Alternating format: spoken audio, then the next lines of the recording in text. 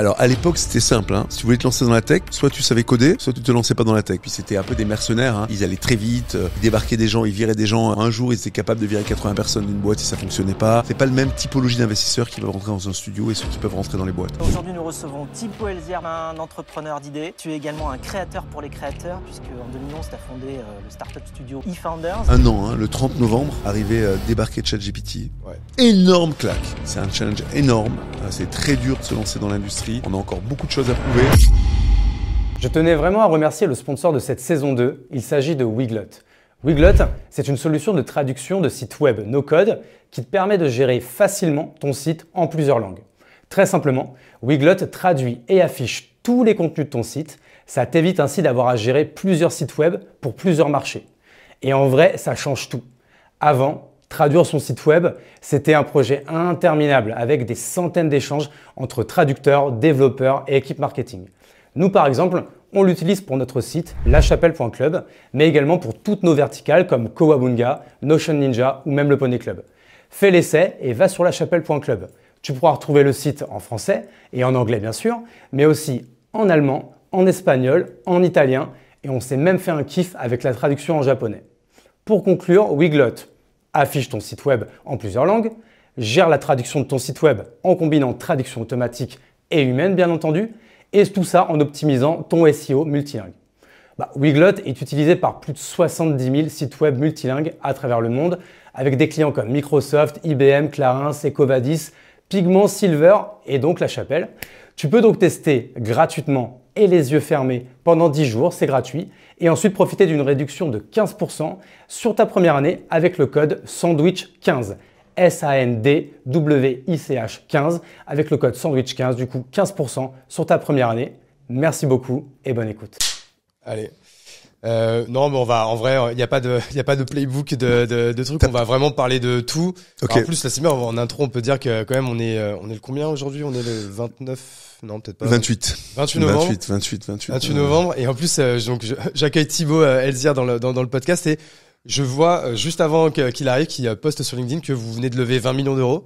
Ce qui est quand même, je crois, qui est un événement, parce que je crois que c'est la deuxième ou troisième fois que vous levez, non? Écoute, pour nous, c'est un événement, en tout cas. Je sais qu'aujourd'hui, il y a des boîtes qui lèvent des centaines de millions d'euros, enfin, plus trop, depuis quelques temps. Nous, c'est la deuxième levée de fonds. Ça fait 7 ans, qu'on n'avait pas levé. On a levé une fois en 2016, justement, pour passer de une boîte créée par an à 4 boîtes. C'est le moment où on a scalé une première fois et là on scale une deuxième fois. Et l'idée de cette levée de fonds de 20 millions d'euros, c'est de passer de 4 à 5 boîtes créées par an, c'est ce qu'on est capable de faire actuellement, à 30 boîtes d'ici 2030. Donc beaucoup d'ambition, hyper content d'avoir fait cette levée. D'autant plus qu'il nous reste un petit bout à lever. On a gardé une poche pour les retardataires. Ouais, c'est surtout dans un écosystème un peu morose en ce moment. Je trouve que ça fait un peu du baume au cœur. On navigue tout le temps un peu à contre-courant. Vous êtes sur quel type de valo maintenant? C'est quelque chose qui est public ou vous la donnez pas, ça? Tu sais qu'on s'est pas posé la question de savoir si c'était public ou pas. Donc j'en ai pas parlé avec mes associés, donc je vais pas divulguer. Ouais. Mais c'est quelques centaines de millions d'euros. Ok, ouais. Donc voilà. On est quand même sur quelque chose. Donc la valorisation du studio qu'on a créé, c'est à la fois la valorisation de l'historique, donc des boîtes qu'on a créées. On a des pourcentages dans chacune des boîtes qu'on a créées, donc on a un portfolio qu'on valorise, plus l'actif qu'on a créé. L'intangible, ce qu'on appelle le goodwill, qui est cette force du studio. Donc la valorisation d'Exa, c'est le passé plus le futur. C'est donc en fait quand tu dis le futur, c'est déjà la marque et puis en fait et les hommes et puis les process que vous avez créés. Parce que ça, on en parlait en off juste avant que quand vous t'as monté le studio, le but c'était déjà de monter une boîte par an et déjà tu disais waouh, comment on va faire pour monter une boîte par an parce que normalement on monte une boîte en 10 ans. Après vous êtes passé de 1 à 5 et là vous pouvez passer de 5 à 30. Donc ça c'est quand même quelque chose qui est pas donné qui est pas donné à tout le monde, qui se fait, c'est un savoir-faire qui s'acquiert pas du jour au lendemain, quoi. Exactement, il y a ce savoir-faire, mais toi qui aimes bien les marques, je sais que t'aimes bien les marques, ouais. C'est une marque surtout qu'on a créée. Ouais. Alors d'ailleurs, on a commencé avec eFounders et on s'est rebrandé Exa il y a quelques temps, et c'est une marque qu'on a créée qui nous permet d'attirer les meilleurs fondateurs et qui nous donne la capacité, en fait, sans capital de départ par rapport à un fonds, de prendre à peu près 15% dans toutes les boîtes qu'on crée. Donc on prend un peu plus, mais il y a une partie qui est partagée avec des investisseurs qui investissent, qui nous permettent de financer les boîtes, et une partie qui est donnée aux partenaires. Mais la valorisation du studio, c'est notre capacité à prendre 15% gratuitement de toutes les boîtes qu'on va créer. Et ça a une valeur qui est calculable, mathématiquement, en tout cas financièrement, et qui représente ce qu'on appelle le goodwill du studio. Et cette valeur, elle vient effectivement d'une équipe, elle vient de savoir-faire, mais elle vient surtout d'une marque qui fait que on attire des très bons entrepreneurs, parce que un peu comme dans tous les sujets, si t'as pas les meilleurs, comme dans une équipe de foot, tu peux pas vraiment réussir, quoi. Ça, c'est ce que tu m'avais dit la dernière fois qu'on s'était parlé, que c'était peut-être l'exercice le plus difficile mais le plus important, c'était du coup d'attirer ces meilleurs fondateurs, et c'est que c'était ça en fait l'un des assets les plus importants de la marque Exa aujourd'hui, quoi. Ouais, on a 2 challenges aujourd'hui. Ouais. Ça c'était je dirais que le challenge de eFounders à l'époque, c'était d'attirer les meilleurs entrepreneurs. Et honnêtement, je crois qu'on a réussi. Quand je regarde un peu la qualité du cheptel de founders, ils vont pas être contents si je les appelle cheptel. Mais si je prends si je regarde la sélection de gens avec lesquels on a travaillé, les Mathilde Collin, les Rodolphe de Spendesk, les Jonathan Angeloff, les Olivier Payès, et honnêtement, je pourrais presque tous les citer, je les citerai même tous.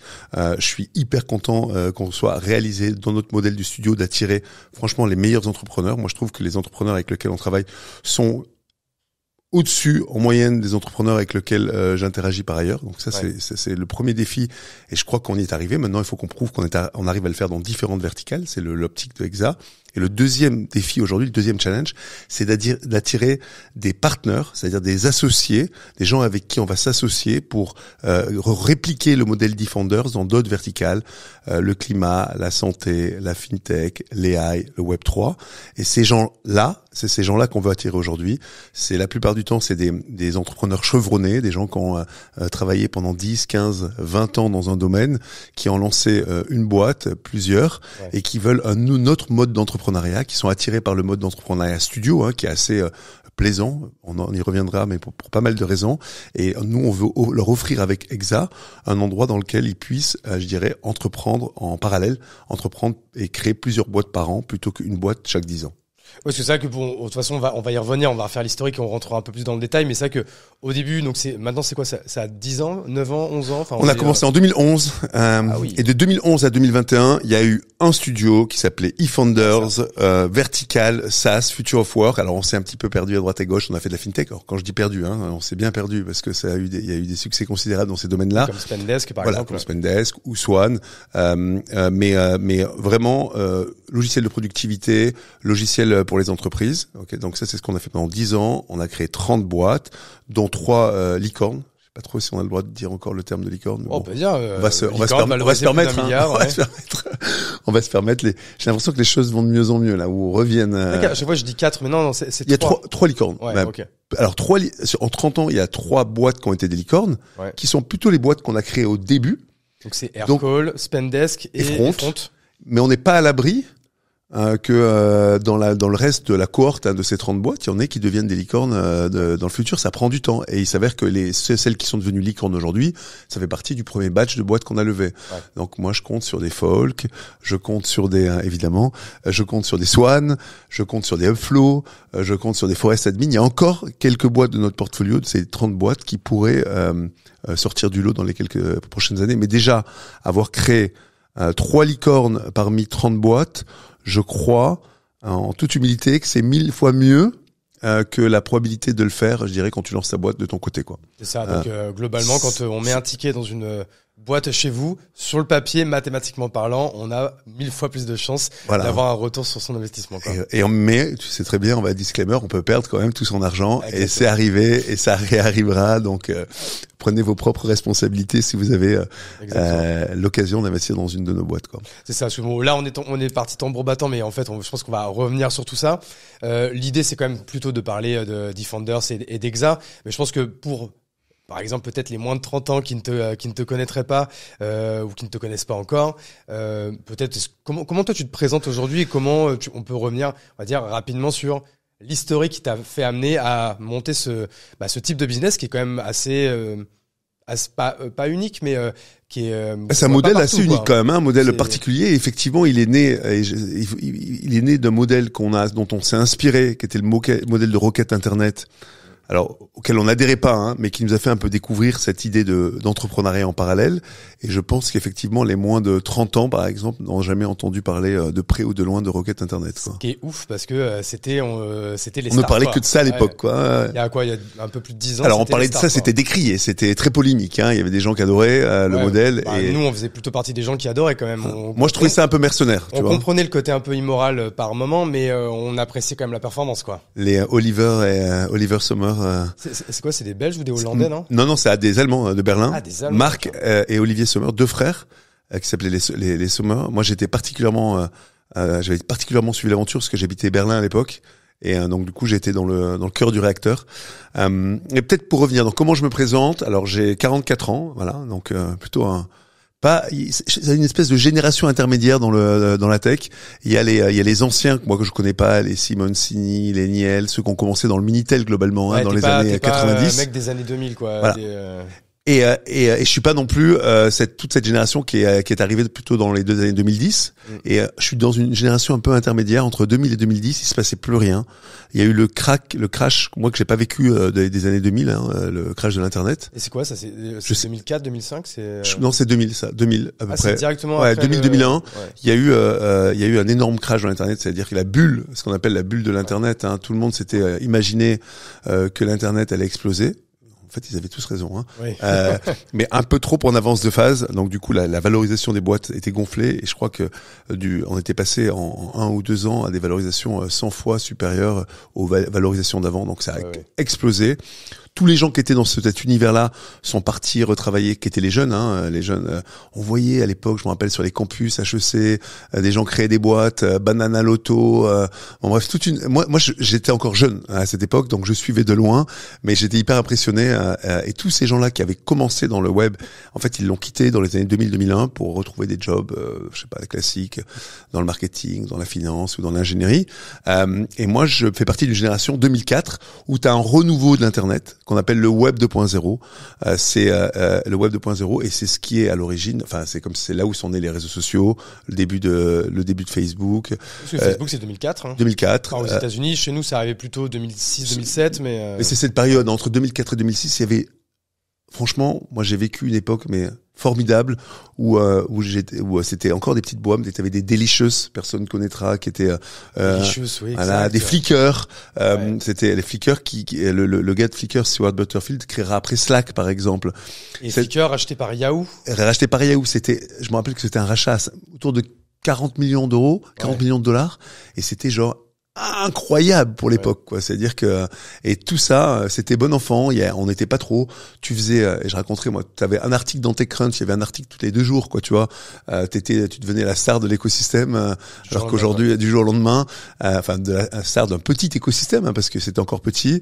Par contre, il y avait, ni VC, ni Business Angel, et aucune maturité de l'écosystème. Il n'y avait pas encore, YC qui était arrivé, ni Paul Graham, et il faut savoir que c'est ces gens-là, hein, qui aux États-Unis ont un peu défini les règles du jeu en donnant une grande place, par exemple, au CTO, aux technical founders, en expliquant que les entrepreneurs devaient se battre contre les VC pour garder l'equity. YC, c'est Y Combinator, et c'est le plus gros accélérateur du monde. Exactement. C'était notamment The Family avait pris Y Combinator en modèle quand ils ont voulu monter. Ils le disent pas exactement, mais ce qu'ils ont pris, hein, c'est la verve, la prose qu'avait défini YC. Ils l'ont amené effectivement en France dans un système qui avait besoin de ça, hein, parce que il fallait le rendre davantage mature. YC, ça a été créé en 2005. Okay. Ça existe toujours. Ça a été créé par Paul Graham et c'était à l'origine de boîtes comme Airbnb, comme Stripe. Comme il y a quoi encore de boîtes connues, Dropbox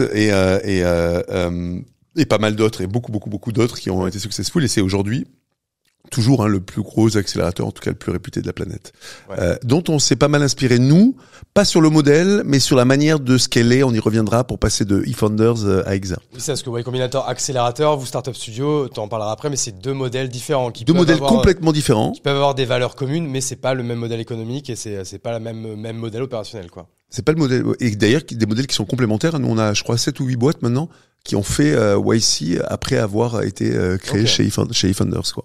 Donc, pardon, j'étais en train de me présenter, dans 44 ans, vieux de la vieille, je découvre le web dans les début des années 2000. À ce moment-là, il y avait rien. Moi, j'avais envie j'étais complètement, je dirais, excité, comme on l'est aujourd'hui par la Gen AI ou comme on l'a été par le Web 3, complètement excité par le Web 2.0. Le Web 2.0, c'était le web collaboratif, celui à laquelle on peut activer une communauté pour lui demander de faire des choses à ta place, quoi, tu vois. Et moi, j'ai pris un des modèles, c'est tombé un peu par hasard, le modèle de la banque d'images. Donc, il y avait des grosses banques d'images. Les banques d'images, c'est ces sites web qui ont plus vraiment lieu d'être aujourd'hui à l'époque de la Gen AI, mais qui était très important à l'époque, où tu avais une banque d'images, une sélection de milliers, dizaines de milliers, millions de photos prises par des photographes professionnels pour des photos de familles heureuses, des photos de paysages, des photos de gens qui travaillent en équipe. Pour habiller ton site, habiller tes présentations, habiller tes pubs, habiller ce que tu veux, quoi. Exactement. C'était libre de droit. C'était libre de droit. Enfin, tu pouvais y avoir accès. Et tu payais un petit fees. Alors à l'époque, c'était un peu, quand je suis arrivé, moi, c'était plutôt c'est assez compliqué. C'était du droit géré, c'est-à-dire que pour acheter une photo, tu devais expliquer ce que t'en faisais, et dépendant de l'usage que tu avais de cette photo, on te donnait un prix, quoi, tu vois. Donc c'était un peu compliqué. Les photos, c'était 1000 photographes pro triés sur le volet qui pouvaient contribuer à ces banques d'images. Ces banques d'images appartenaient un peu aux gens très très riches, parce qu'à l'époque, il fallait contrôler la presse et l'image. Donc tu avais Getty Image, qui existe toujours, qui appartenait à la famille Getty, qui sont les manias du pétrole, et Corbis, qui était le concurrent, qui appartenait à Bill Gates, dont il était le CEO, en parallèle de Microsoft. Donc, ce qu'on sait pas tout le temps, c'est que Microsoft, il avait deux boîtes, une qui s'appelait Microsoft, celle que tout le monde connaît, et Corbis, qui était cette banque d'images. Et moi, j'ai vu ces modèles à la papa, et je me suis dit, on va aller les disrupter en permettant à n'importe qui de venir déposer des photos. Et à chaque fois que tu déposais une photo, tu avais l'opportunité de la vendre, et à chaque fois que tu vendais une photo, on partageait le prix entre la banque d'images, c'est-à-dire nous, Photolia, ça s'appelait, et le photographe. Et j'ai lancé ça un peu naïvement, avec un gros pari sur le numérique. À l'époque, j'avais acheté mon premier appareil photo numérique de 3 millions de pixels. Personne ne pensait un jour que les appareils photo numériques feraient des photos de qualité professionnelle. Ça allait très très vite après, et j'ai lancé Photolia tout seul dans mon coin pendant ma 3e année d'études à Berlin. Et alors c'est quoi, t'avais un profil un peu ingénieur, tu savais développer, comment t'avais appris tout ça en fait? Alors à l'époque c'était simple, Si tu voulais te lancer dans la tech, soit tu savais coder, soit tu te lançais pas dans la tech. Il y avait pas, tu pouvais pas trouver le no-code n'existait pas, tu pouvais pas trouver un CTO co-founder au coin de la rue. Il y avait pas d'écosystème. Donc en gros, j'étais ingénieur. Quand t'es ingénieur, t'apprends pas du tout à coder, à proprement parler. Je faisais Centrale où ce qu'on t'apprend, c'est plutôt la résistance des matériaux et la dynamique. Logique. T'as cette logique et t'as surtout pas peur. Quand t'as un livre de PHP devant toi, c'était PHP à l'époque, c'est un langage de programmation, d'ouvrir la première page. Et en fait, comme beaucoup de choses, quand tu commences à ouvrir la première page, tu te rends compte que c'est pas si compliqué que ça. Et c'est juste le fait d'avoir le courage d'ouvrir la première page, quoi. Et ça m'a ouvert. Pendant des vacances, j'ai ouvert ça. Et honnêtement, ça m'a ouvert une ère des possibles infinie. Je me suis dit, tu peux tout créer. Et il s'avère que de fil en aiguille, j'ai créé cette banque d'images. Et j'ai cherché de l'argent. Très compliqué à l'époque. Il y avait 0 VC. Il y avait un VC qui s'appelait Ventec, qui est toujours là. Il y avait 0 business angel, ça n'existait pas. J'ai eu de la chance. Moi, j'avais fait un stage en com dans une startup qui s'appelait Amen en 2001. C'est-à-dire que déjà, quand j'étais en école d'ingénieur, je sentais que c'était pas vraiment le milieu dans lequel je voulais évoluer. Je voulais aller vers la communication, ce qui rendait fou un peu mes maîtres de stage, etc. Parce qu'ils me disaient, mais en quoi tu peux valider un stage de communication? Mais finalement, je m'en suis sorti. Et j'ai découvert une boîte qui était un hébergeur Internet. À l'époque, il y avait des petits hébergeurs Internet. Et c'est chez ces hébergeurs que tu prenais tes serveurs dédiés ou tes serveurs mutualisés pour héberger ton site. Et ces gens venaient, Oleg Cheltsov et Patrick Chassani avaient vendu leur boîte. Je les ai recontactés et ils ont investi en tant que business angel dans ma boîte. Ça m'a permis d'avoir quelques centaines de milliers d'euros, ce qui était énorme pour l'époque. Oui, ce qui est fou, ce que t'arrives à les convaincre en fait avec quoi, grosso modo? En gros, je me rappelle très bien, j'avais fait une première version du site quand même, qui s'appelait Photolia. Le site était en ligne. Il permettait pas encore d'acheter des images, mais il permettait aux photographes de déposer leurs images. Ouais. Et je suis arrivé avec une présentation. Je me rappelle, à l'époque, j'habitais déjà Bruxelles. C'est-à-dire que j'étais parti de Berlin et j'avais rencontré une femme une fille qui deviendra ma femme d'ici depuis et qui habite à Bruxelles. J'arrive à Paris et je leur explose mon truc et je leur parle d'un eBay. À l'époque, eBay, on parle plus trop aujourd'hui. C'était le GAFA, c'était l'équivalent de Google, Amazon, Facebook aujourd'hui. eBay, c'était la réussite de l'internet. Le gros truc après Google, quoi. En fait, voilà, il y avait Google et eBay. En fait, et même Google à cette époque-là était pas du tout aussi développé que eBay. Ouais. Google, leur business model, il date de les AdWords de 2002.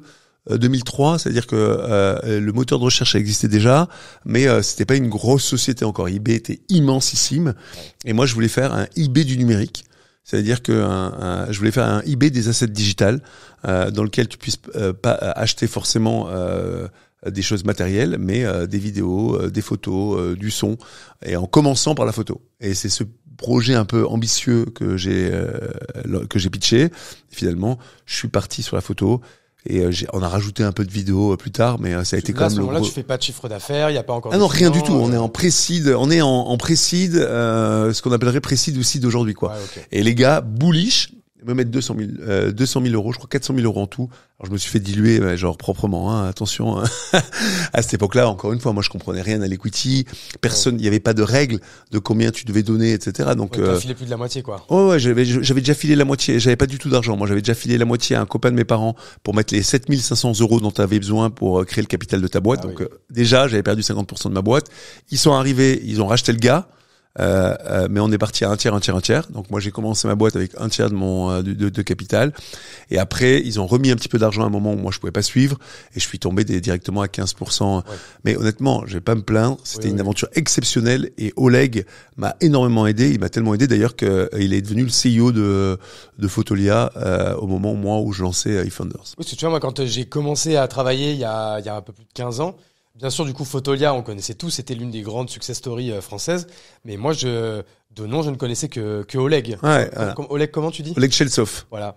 Thibaut Elzer, j'avais pas vu ton nom, tu vois, à l'époque. Exactement, parce que moi, ce que j'ai fait, c'est que j'avais bille en tête. Moi, ce qui m'amuse, c'est plutôt créer des boîtes plutôt que les manager. Et donc déjà au bout de 3-4 ans, alors que la boîte explosait, Fotolia, 3-4 ans c'est pas mal déjà. J'avais envie de faire autre chose. Donc je suis resté 3-4 ans chez Fotolia.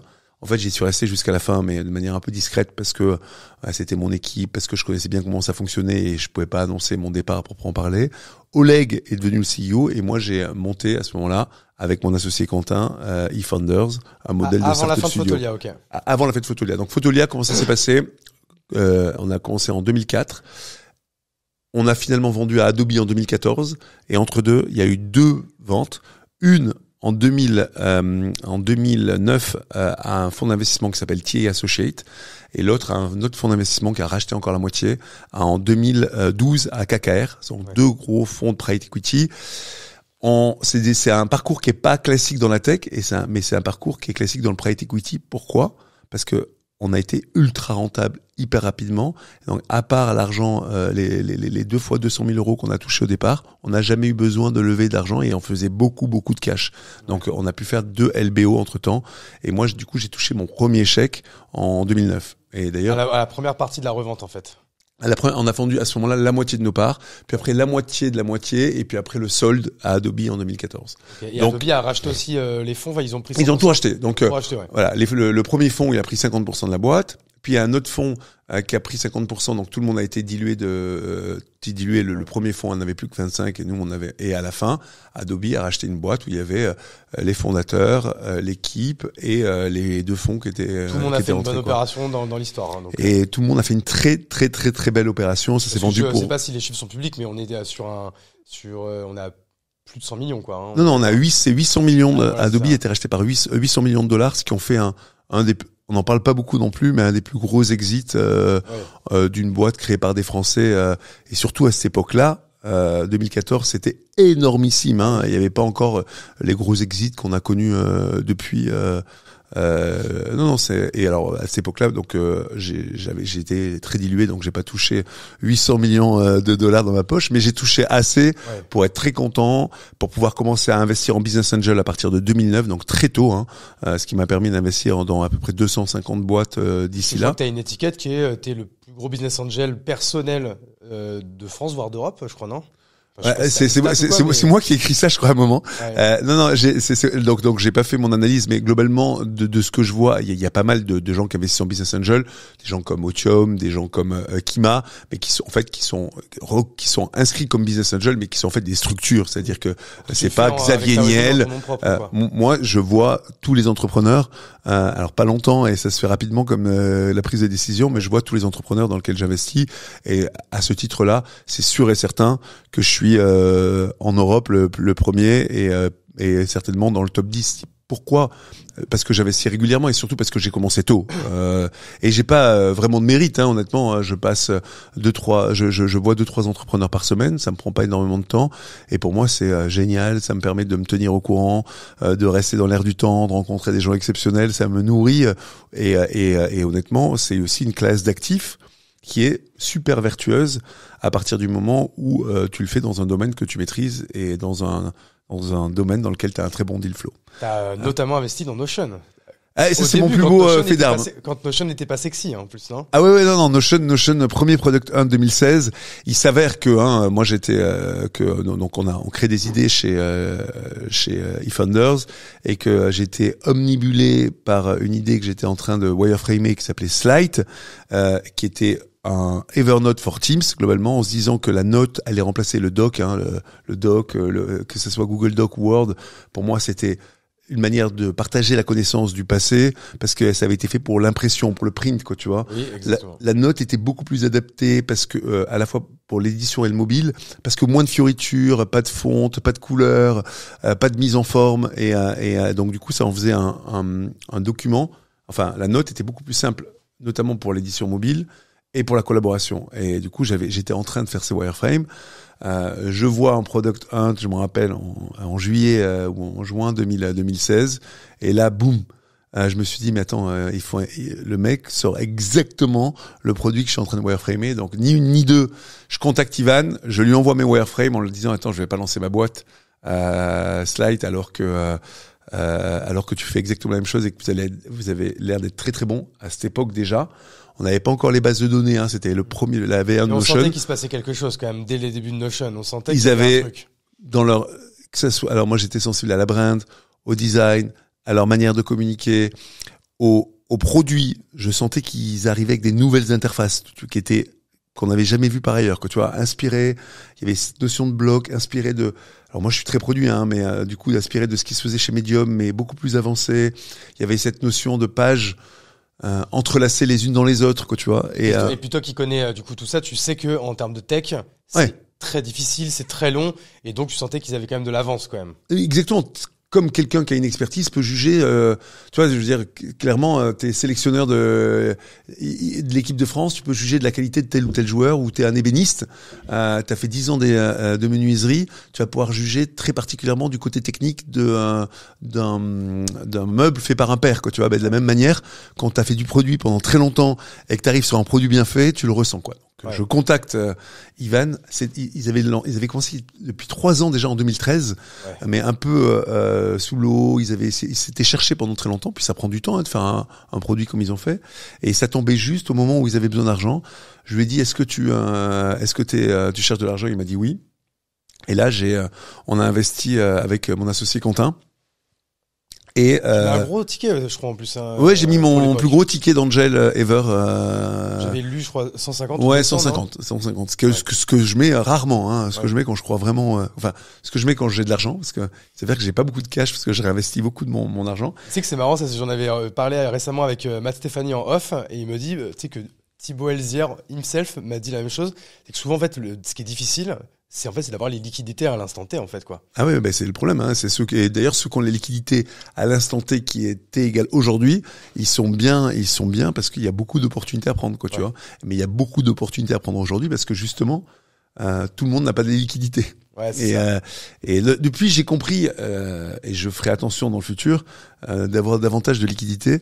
Mais à cette époque-là, j'étais hyper motivé, j'ai mis cet argent, et il s'avère que je suis quand même un entrepreneur, j'avais quand même envie de lancer mon idée, et que j'ai rencontré à cette époque Christophe Pasquier, qui est aujourd'hui le CEO de Slight. Que j'ai rencontré il y a 3 semaines, voilà. Très brillant. Et que j'ai trouvé genre solaire. Ouais. Et j'ai dit, Christophe, viens, vas-y, on lance ce truc. Et du coup, on a été très courtois. On a écrit un email à Ivan fin de l'été en lui disant, écoute, on t'avait dit qu'on le lancerait pas. Finalement, on le lance. Ça va pas être exactement ce que tu fais parce qu'on prend, ce qui n'était pas tout à fait vrai, une direction différente. T'as 2 options. A, tu nous rends notre argent et on n'en parle plus. B, tu gardes l'argent et tu nous envoies pas d'investor report. Il nous a répondu qu'il prenait l'option B.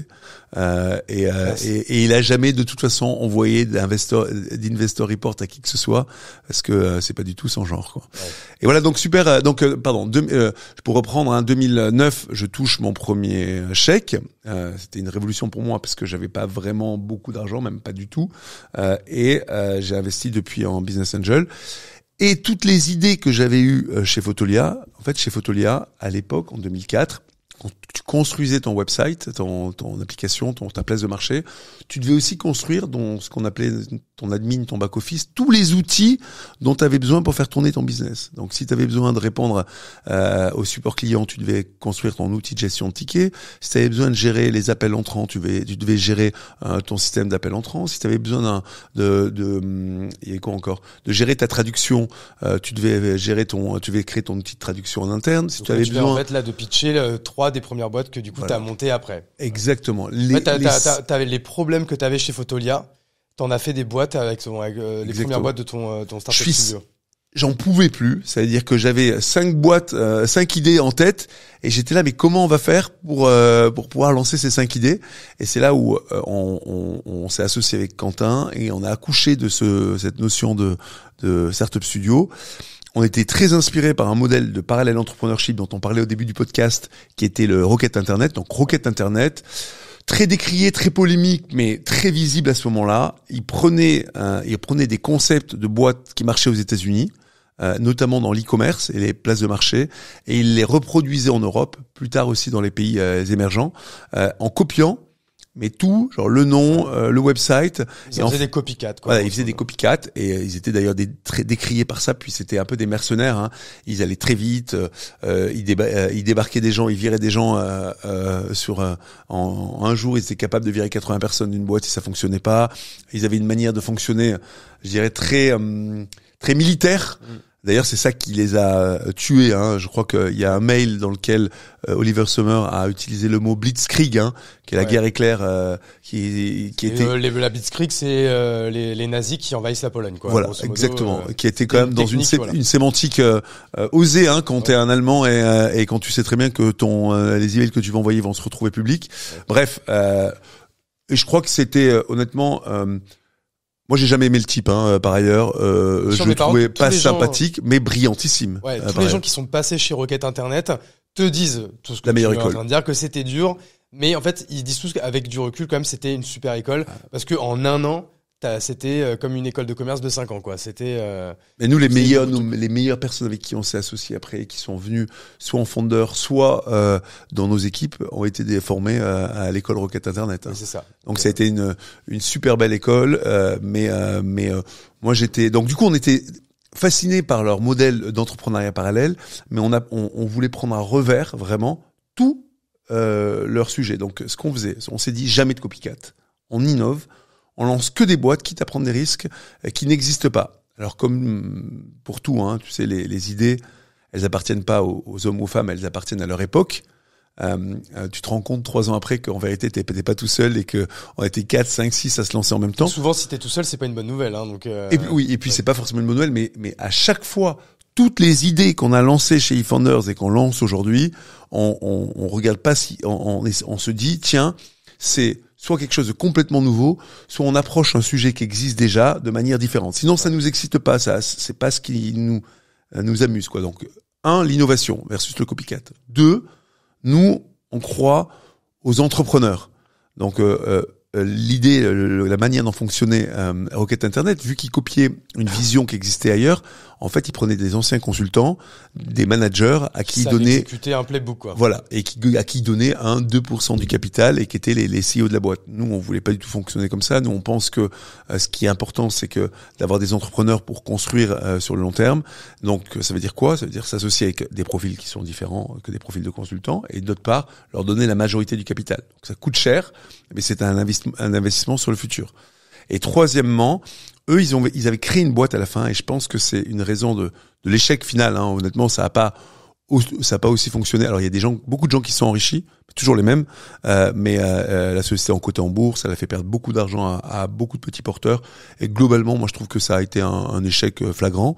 Moi, ça tient au fait qu'ils avaient créé une marque. On parlait encore de marque qui s'appelait Rocket Internet, pour lesquels les gens voulaient travailler, mais ils voulaient pas travailler ils travaillaient dans des projets de Rocket Internet, les différents projets, les différentes boîtes, mais qui n'avaient pas autant de visibilité que la marque Rocket, quoi, tu vois. Donc c'est dur de créer des boîtes pérennes si les gens qui te rejoignent veulent travailler pour le studio et pas pour la. Ils ont pas créé vraiment de marque. T'as les Zalando, t'as quand même des marques comme Zalando, mais qui sont pas créés, qui sont des investissements Rocket, qui sont pas des marques Rocket Internet. Non, il y a eu quelques succès quand même. Hein, le concurrent de Jumia. Vous avez Take It Easy, qu'ils avaient mis. C'est vrai qu'ils ont été dans les premiers Take It Easy, c'était en investissement. Deliveroo, Uber Eats. Ouais, mais ça c'est des investissements, je crois, de Rocket Internet. Je suis pas sûr que ce soit des boîtes qu'ils aient créées. Moi, je pars du principe que ils sont restés trop en studio intégré. Ouais. Nous, on a pris comme décision que les boîtes devaient rester construire les boîtes dans le studio pendant 12-18 mois pour pouvoir profiter profiter de ce qu'on appelle nous aujourd'hui l'entrepreneuriat collectif, le fait de construire à plusieurs. Tu peux réfléchir mieux, aller plus vite, aller plus loin. Mais par contre, au bout de 18 mois, nous on pense que c'est hyper important que les boîtes quittent le studio, ok, pour pouvoir créer leur propre ADN et leur propre culture. Et c'est quelque chose moi dont je suis le plus fier, c'est que tu regardes des boîtes comme Aircall, comme Spendesk, comme Mailjet à l'époque, comme Textmaster. C'est des boîtes qui sont toutes issues, je dirais, de la même trame, mais qui ont toutes leur vision, leur ADN, leur philosophie, leur culture propre, quoi, tu vois. Et d'ailleurs, même dans l'écosystème et de manière assez mainstream. Beaucoup ne savent même pas que ces boîtes sortent de eFounders, enfin aujourd'hui Exa, quoi. Exactement. Donc et vous êtes OK avec ça en fait. Et nous on est OK avec ça. Alors il s'avère que alors que quand tu fais YC, tu le revendiques et tu le cries sur tous les toits. C'est un stamp en fait. Voilà, c'est un stamp. Quand tu fais Exa, dépendant des fondateurs qu'on a en face de nous, il y a des gens qui l'expriment ou pas, quoi, tu vois. Il y a des gens qui j'entends qu'on comprenne que parfois tu as envie d'être l'entrepreneur qui a eu l'idée, quoi, tu vois. En vérité, on se moque de qui a eu l'idée, quoi, tu vois. Un bon entrepreneur, il a pas forcément l'idée, il s'approprie vite l'idée des autres, quoi, tu vois. Toi, tu regrettes que des fois on vous sorte un peu de l'histoire, en fait? Non. Moi, je comprends parfois que t'aies pas envie forcément d'expliquer que t'as été créé dans un studio, etc. Parce que dans l'imaginaire collectif, c'est pas la manière idéale de créer une boîte. Moi, je trouve que c'est une grosse erreur, quoi, tu vois. Je trouve que on est bien meilleur quand on crée une boîte de manière collective plutôt que de manière individuelle. Ouais. Mais parfois, certains entrepreneurs ne cachent pas, mais vont plutôt être flous sur la partie ideation et la partie création du studio, etc. D'autres, par exemple, je cite souvent Olivier Payès, ils ont aucun problème, hyper alignés, ils savent très bien que c'est eux qui ont créé ce que Aircall est aujourd'hui et vont raconter les 18 premiers mois en disant c'était hyper important, ça a été très fondateur et sans eux on serait pas là, mais en même temps c'est Bibi qui entre le 18e mois et la 10e année était là au charbon et qui a fait Aircall, ce qui est Aircall, quoi, tu vois. Ouais. Donc non, ce qui est assez frustrant dans le modèle du studio, hein, c'est un modèle qui est très très vertueux, cérébralement c'est génial, tu passes d'un projet à l'autre, tu travailles beaucoup sur les idées, très créatif, économiquement mais ultra vertueux, mais ce qui est très frustrant, c'est de faire le deuil de ces idées. C'est-à-dire qu'à partir du moment où tu arrives avec une idée, tu la pitches à un vrai entrepreneur, il va s'associer, il va s'approprier l'idée immédiatement et il va forcément la faire sienne et donc qui dit la faire sienne, ça veut C'est dire le la faire but, différente de la tienne, quoi, tu vois. Et de voir ses idées partir et évoluer, c'est dur, il faut l'accepter, il faut en faire le deuil. Et maintenant c'est facile, maintenant ça va, mais ça a été dur à une époque. Et d'ailleurs, il y a une des aventures qui s'appelle Folk, pour lequel j'étais pas prêt à faire ce deuil, et je suis toujours pas prêt à le faire d'ailleurs. Parce que et pour Folk lequel était CEO de Folk. voilà. Alors, je suis CEO maintenant. Il y a mes associés, Simo et Jean-Yves, qui sont ultra présents. Ils sont avec les équipes toute la journée, mais je passe encore 1-2 heures avec Simo, mon associé, tous les jours. Sur tous les sujets, product, GTM, stratégie. Donc je suis très impliqué dans le projet, ce qui va contre la philosophie d'eFounders où on s'était dit, au bout de 18 mois, il faut rendre la boîte indépendante. Mais on peut faire une petite parenthèse là, sur Folk. C'est ça que moi, c'est un projet qui m'a tout de suite passionné quand j'en ai entendu parler. Mais sachant que j'entends parler de Folk depuis des années. Ça a été une longue histoire, Folk. Parce que vous l'avez réellement lancé il y a 2 ans et demi. Mais c'est un truc que j'ai l'impression que je crois que j'avais écouté un podcast qui datait d'il y a 5 ans et je parlais déjà de Folk. Donc, on a créé la boîte en 2020, Folk. Donc je vais raconter l'histoire et on travaille depuis avec toute notre équipe aujourd'hui depuis 3 ans globalement à construire un CRM nouvelle génération. Quand je dis nouvelle génération, ça veut dire quoi? Ça veut dire notamment totalement customisable, avec une interface simple à utiliser, connectée à tous tes outils. En gros, l'équivalent pour moi, Notion, par exemple, a créé une nouvelle, Notion plus qu'un logiciel, c'est une nouvelle catégorie de logiciels. C'est une nouvelle yourself logiciel. Je sais pas comment on appelle exactement. ça. Si c'est un nom d'ailleurs, si c'est une catégorie qui peut-être existe, que dans 10 ans, on va comprendre que c'est un nom, mais c'est un c'est un espèce de logiciel no-code complètement modifiable. Ouais. Eux l'ont fait dans le domaine du savoir, et nous on le fait dans le domaine du CRM, qui est quand même le plus gros domaine du SaaS. C'est pour ça que j'étais excité aussi, parce que je sens qu'il y a une énorme opportunité d'aller challenger Salesforce avec un outil moderne. Voilà. En gros, ce que Salesforce a fait à Oracle, nous on veut le faire à Salesforce. Ça prend du temps. C'est-à-dire ça fait 3 ans et demi qu'on travaille. On avance, ça commence à être bien. Dans 2 ans, ça sera encore mieux. Et dans 4 ans, ça sera aussi bien que ce que l'est Salesforce. Mais ça prend du temps à construire. Et c'est beaucoup de travail sur la tech, sur le produit, sur l'infra, sur le design, sur la com. Plein de choses qui ne se voient pas, mais en fait, c'est vrai qu'on sait que c'est très difficile, en fait, tout ça. C'est extrêmement dur. D'ailleurs, moi, j'avais complètement sous-estimé la tâche au début, et en me disant, en 6 mois, on va arriver à un truc bien.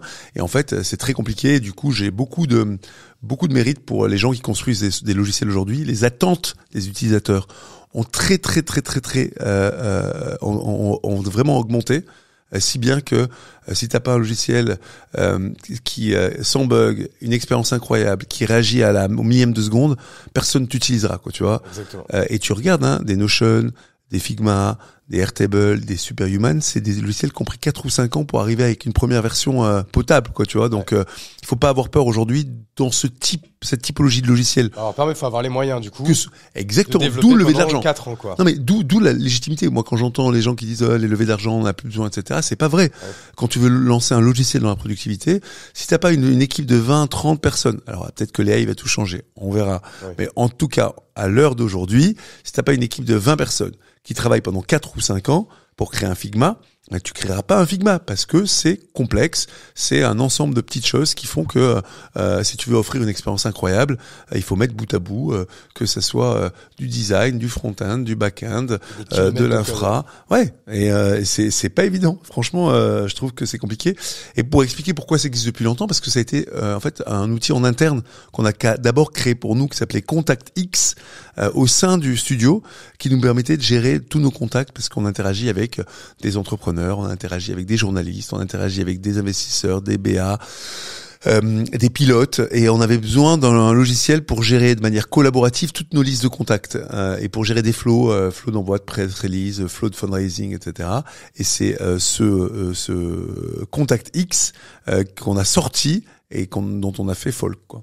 Parce que pour expliquer un peu aux gens les cas d'usage, en fait moi Folk, je le présente un peu comme mon CRM perso, où quand comme tu le disais, dans un HubSpot, un Pipedrive, un Salesforce, tu vas mettre souvent tous tes prospects, en fait tes contacts prospects et clients. En fait dans Folk tu fais des listes pour tout. Tu dis, tu fais une liste des gens que tu vas recevoir pour tel poste. Tu vas faire une liste pour les gens quand tu vas lever de l'argent.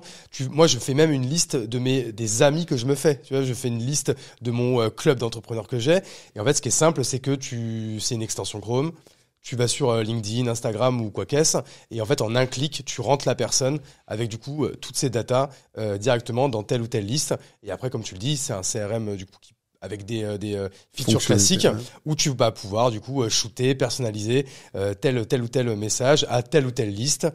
Donc c'est ça en fait qui est assez merveilleux. Et tu as ce côté en fait vraiment do it yourself où tu peux changer les emojis, tu peux changer tu peux rajouter tel ou tel champ dans tes champs de contact. Donc c'est ça qui c'est exactement ça. Quoi. Nous on le vend comme alors c'est utilisé par quelques personnes en perso. Toi, tu as beaucoup de contacts et je crois que ton réseau, c'est quelque chose de super important pour toi et t'y passes beaucoup de temps. Donc ça correspond à une certaine partie de nos utilisateurs. La majorité de nos utilisateurs sont des équipes qui l'utilisent ce qu'on appelle en all-in-one CRM.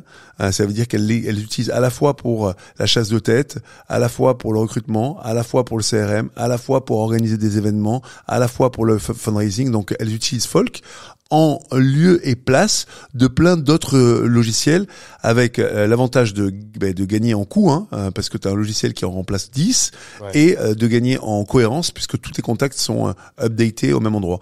Et effectivement, tu connectes le cas d'usage, j'aime bien un peu naïf mais simple, c'est je crée une liste de contacts, par exemple, on organise ce soir le 28, on est quoi le 28 novembre, l'inauguration de nos bureaux, on a invité 350 personnes et la liste qu'on a créée, j'ai dû t'inviter d'ailleurs, non? Je suis dedans, je serai là. Ok, on est là. Ah, tu seras là, très bien.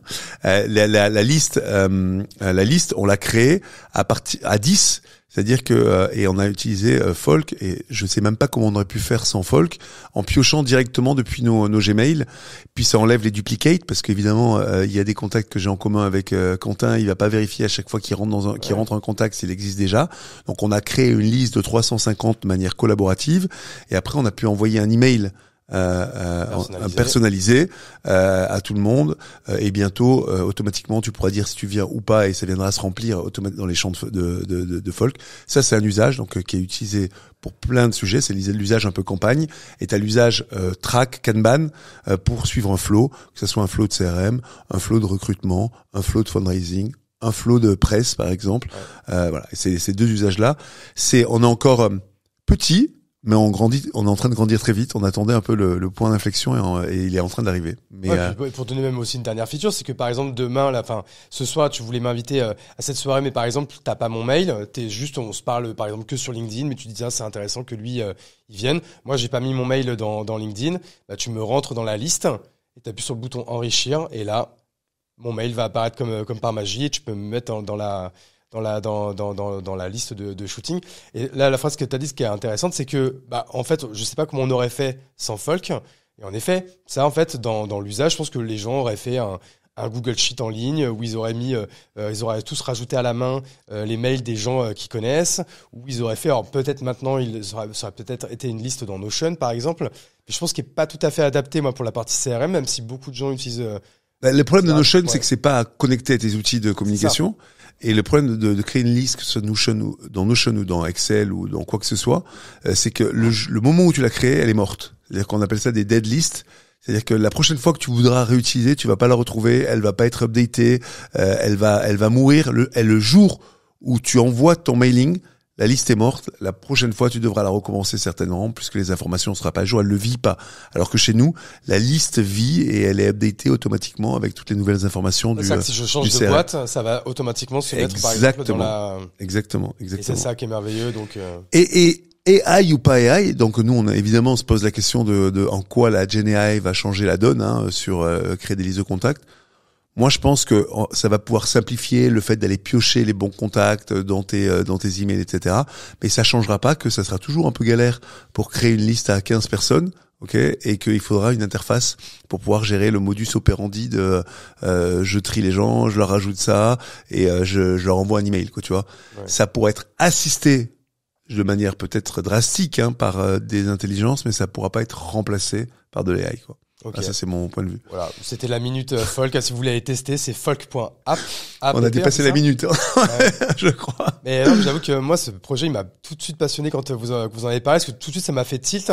Et tu vois, je me rappelle, je t'avais dit cette fameuse phrase, c'est que ça m'avait fait tilt, comme à l'époque, quand on avait, la première fois que j'ai entendu parler de Slack, où tu t'es dit, mais oui, évidemment. Ou la première fois que j'ai entendu parler de Notion, où là, tu dis, ah oui, évidemment.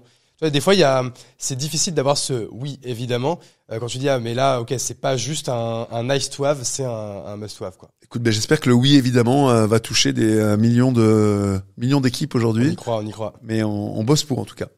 Ok.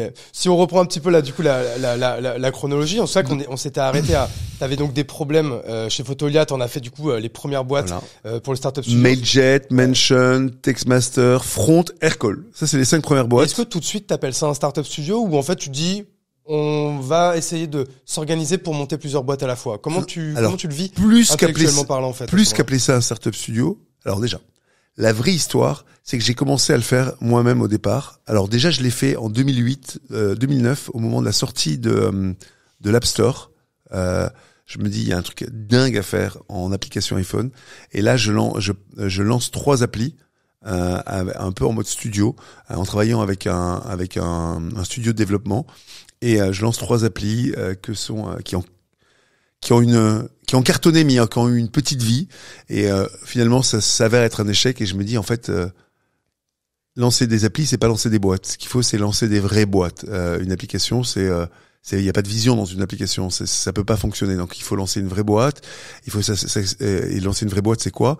C'est commencer avec des entrepreneurs, les faire s'approprier l'idée, construire une équipe pour rendre les choses pérennes. C'est pas juste lancer un produit, ça n'a aucun sens. Créer une entreprise, c'est rassembler des gens autour d'une idée commune. C'est pas créer un produit, quoi. Et ça, je réalise ça, première étape.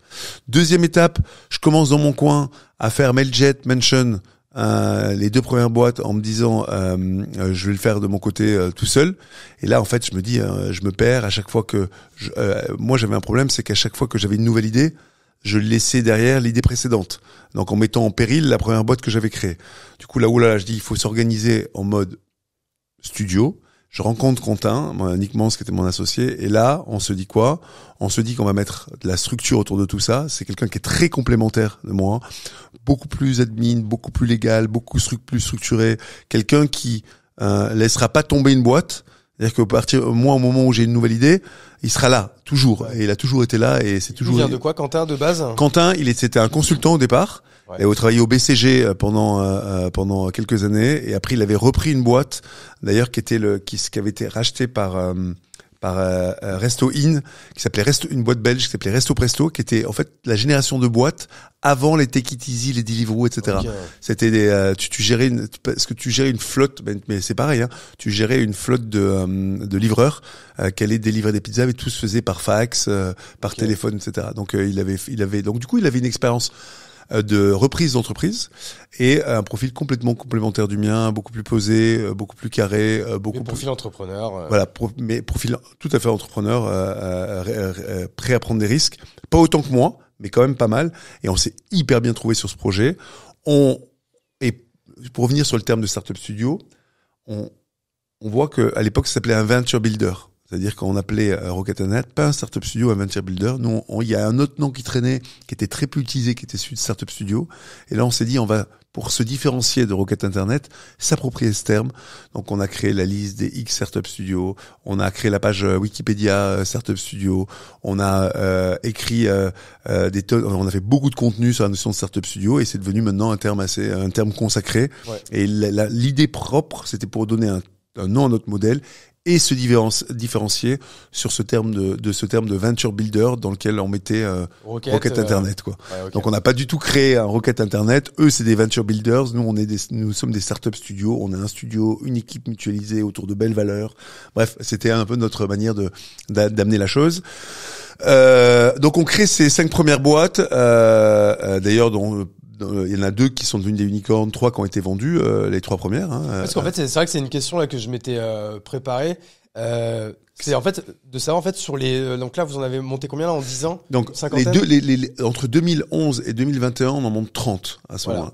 Et sur les 30, on reviendra après 2021 parce que j'expliquerai comment après on passe en mode multivertical. Et en fait, c'est de savoir est-ce que depuis du coup plus de 10 ans, est-ce que vous avez fait aussi des exits? Parce qu'on va le dire, le business model du startup studio, alors ça peut être les dividendes, mais plus probablement c'est les exits en fait. Ah oui, la plupart du temps c'est les exits, c'est ce sur quoi on mise, soit parce qu'une boîte s'est fait racheter par une autre, soit mieux si elle fait une IPO et qu'elle crée de la liquidité en restant elle-même. Nous on n'a pas vocation à créer juste des produits qui vont se faire racheter par des plus grandes boîtes. On a envie un jour d'être les boîtes qui rachètent les autres, quoi. D'avoir créé les boîtes qui rachètent les autres.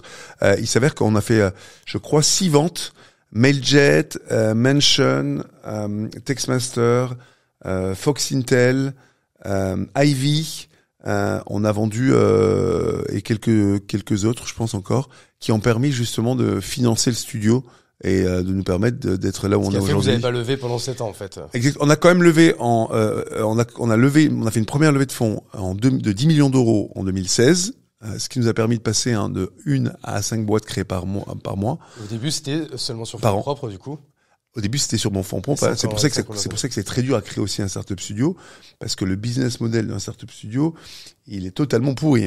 C'est-à-dire que tu mets beaucoup d'argent au départ, parce que ça coûte de l'argent de créer une boîte. Alors ça nous coûte 800 000 euros aujourd'hui de créer une boîte. J'allais dire votre thèse. Moi, j'avais entendu à l'époque, c'était 500 000 euros par boîte dès que vous vouliez. Aujourd'hui, c'est 800 000. Ça dépend de la structure que tu mets derrière, parce qu'il y a une partie de ces coûts qui sont imputés au prix au studio. Donc c'est le coût du studio divisé par le nombre de boîtes que tu crées par an, plus une partie qui est l'investissement en direct, et ça nous coûte à peu près 800 000 euros aujourd'hui. Ça nous coûtait 500 000 parce qu'on était plus rentable, enfin plus efficace il y a quelques années, et même au départ ça nous coûtait quelques centaines de milliers d'euros.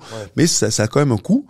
C'est quand même une équipe que tu dois payer pendant 12-18 mois, et c'est pour ça qu'il y a peu de gens aussi qui créent des studios, parce qu'il faut avoir un capital de départ que j'avais moi grâce à la vente de Photolia. En effet, qui est pas anodine, quoi. Qui est pas anodine, et qui fait que et surtout tu trouves pas d'argent. C'était extrêmement dur. Il a fallu qu'on attende. Nous, on a cherché de l'argent jour 1 pour pas devoir financer nous-mêmes. On s'est dit on va faire financer d'autres personnes. Et tous les VC qu'on a rencontrés nous ont dit oulala, on comprend pas tellement votre modèle. Écoutez, nous on va plutôt investir dans les boîtes que vous créez plutôt que dans le studio. Et ça, c'est bien fait finalement, parce que c'est pas le même typologie d'investisseurs qui peuvent rentrer dans un studio et ceux qui peuvent rentrer dans les boîtes. Nous, on a plutôt attiré des gens qui sont là pour le long terme, des entrepreneurs, des family office. Donc on lève cet argent en 2016, et depuis et après grâce à cet argent plus les proceeds, c'est-à-dire que les ventes qu'on a faites de ces différentes boîtes, on a pu faire tourner le studio et tenir jusqu'à aujourd'hui. Aujourd'hui, on relève de l'argent pour passer encore une nouvelle étape. Donc, qu'est-ce qui s'est passé depuis 2021 ? En 2021, on se dit, quand même, 30 boîtes créées, 3 unicorns, les autres se portent pas trop mal. C'est quand même un modèle qui a l'air de fonctionner. Par contre, c'est un modèle très artisanal, qui dépend beaucoup de nous. Tout le monde nous dit, vous arriverez pas. Enfin, il y a que vous qui êtes capable de faire ça, etc. On se dit, écoute, on va tester différentes choses. Et là, on rencontre à ce moment-là un gars qui s'appelle Camille Tian, qui est le fondateur de Payplug, qui était une payment gateway, et qui nous dit, écoutez, j'ai envie de créer un studio dans la fintech. Pourquoi on s'associerait pas ? Et là, je réalise, en rencontrant Camille, que d'une part, quelqu'un est capable de faire les choses aussi bien que nous, voire mieux. C'est-à-dire qu'il avait vraiment ce tempérament d'entrepreneur, des idées plein la tête, cette capacité à transmettre l'énergie à d'autres entrepreneurs pour pouvoir les faire monter sur le projet. C'est pas évident, quand tu arrives avec une idée que tu dois pitcher à des entrepreneurs qui ont 15 000 autres options, et particulièrement l'option de lancer leur boîte eux-mêmes, tu dois être convaincant, tu vois. Ouais. Et il nous a fait réaliser que c'était possible. Et à ce moment-là, on s'est dit on va tester avec un autre vertical qui était le Web3 à l'époque, avec Florent Quinty. On s'est dit ça fonctionne, on arrive à s'organiser, on a une équipe mutualisée, il y a des petites squads pour chacune des verticales, on va aller plus loin, et c'est là qu'est née la notion d'Exa. On s'est dit, quitte eFounders, c'est une marque qu'on aime bien, mais qu'on veut garder très proche du SaaS, parce qu'elle est très connue en France et notamment aux États-Unis autour de ces sujets-là. Et donc on va créer Exa. Exa, on est un studio qui va appliquer le modèle de studio à différentes verticales. On a commencé avec le Future of Work, Founders, et le studio qu'on géré nous a été repris par Mathieu Vaxelaire, un associé du tout début de l'aventure qui avait été le CEO de Mention, qui nous avait quitté pour être le CEO de Mention, une des premières boîtes qu'on a créées. Parce que Mention, ça, il y a eu, c'était pas Mathilde au début. Alors, non, Mathilde Seffronte. Mathilde Seffronte. Oui. Mention, on travaillait avec Édouard de la Jonquière, qui était le premier CEO, et il a été remplacé après par Matt, qui a fait 4 ou 5 ans chez Mention, qui a vendu la boîte, qui a lancé une nouvelle boîte qui s'appelle Colette, dans tout ce qui est Silver Economy, et finalement, ça lui a manqué, le Startup Studio, il est venu nous rejoindre, il a pris les rênes de la verticale Future of Work, avec brio, encore une fois, il a montré que il était capable de faire aussi bien et voire mieux que nous. Et là, pour expliquer en fait la sémantique, c'est que de base, en fait, vous aviez eFounders qui était un startup studio du Future of Work, donc d'outils SaaS autour de la productivité. En fait, maintenant, vous créez au-dessus Exa, qui est un startup studio de startup studio. Voilà. Maintenant, exactement. Simplifier. On s'était dit, pour la sémantique a un peu évolué. On voulait s'appeler multi-studio. Maintenant, on dit que Exa est un studio, avec différentes verticales, que sont le Future of Work aujourd'hui qui existe, la fintech, le Web 3, et on va lancer demain l'écologie, AI. Alors à très court terme, AI et climate, qui vont arriver dans les prochaines semaines. On a trouvé des associés incroyables avec lesquels on va travailler. Vous allez communiquer dessus quoi, début de l'année peut-être, début 2024. On va commencer début décembre. On a aussi un modèle alternatif qu'on est en train de mettre en place, qui serait un modèle d'accompagnement plus tardif, ce qu'on appelle late funders. Ce qu'on a fait avec une de nos boîtes qui s'appelle YouSign. Voilà. Donc le modèle, la manière, donc YouSign, à l'époque d'ailleurs de Front, de la rencontre avec Mathilde, on voulait monter ensemble un projet qu'on appelait 1, 2, 3 Sign. Finalement, on l'a pas fait et Mathilde finalement est partie sur le projet Front.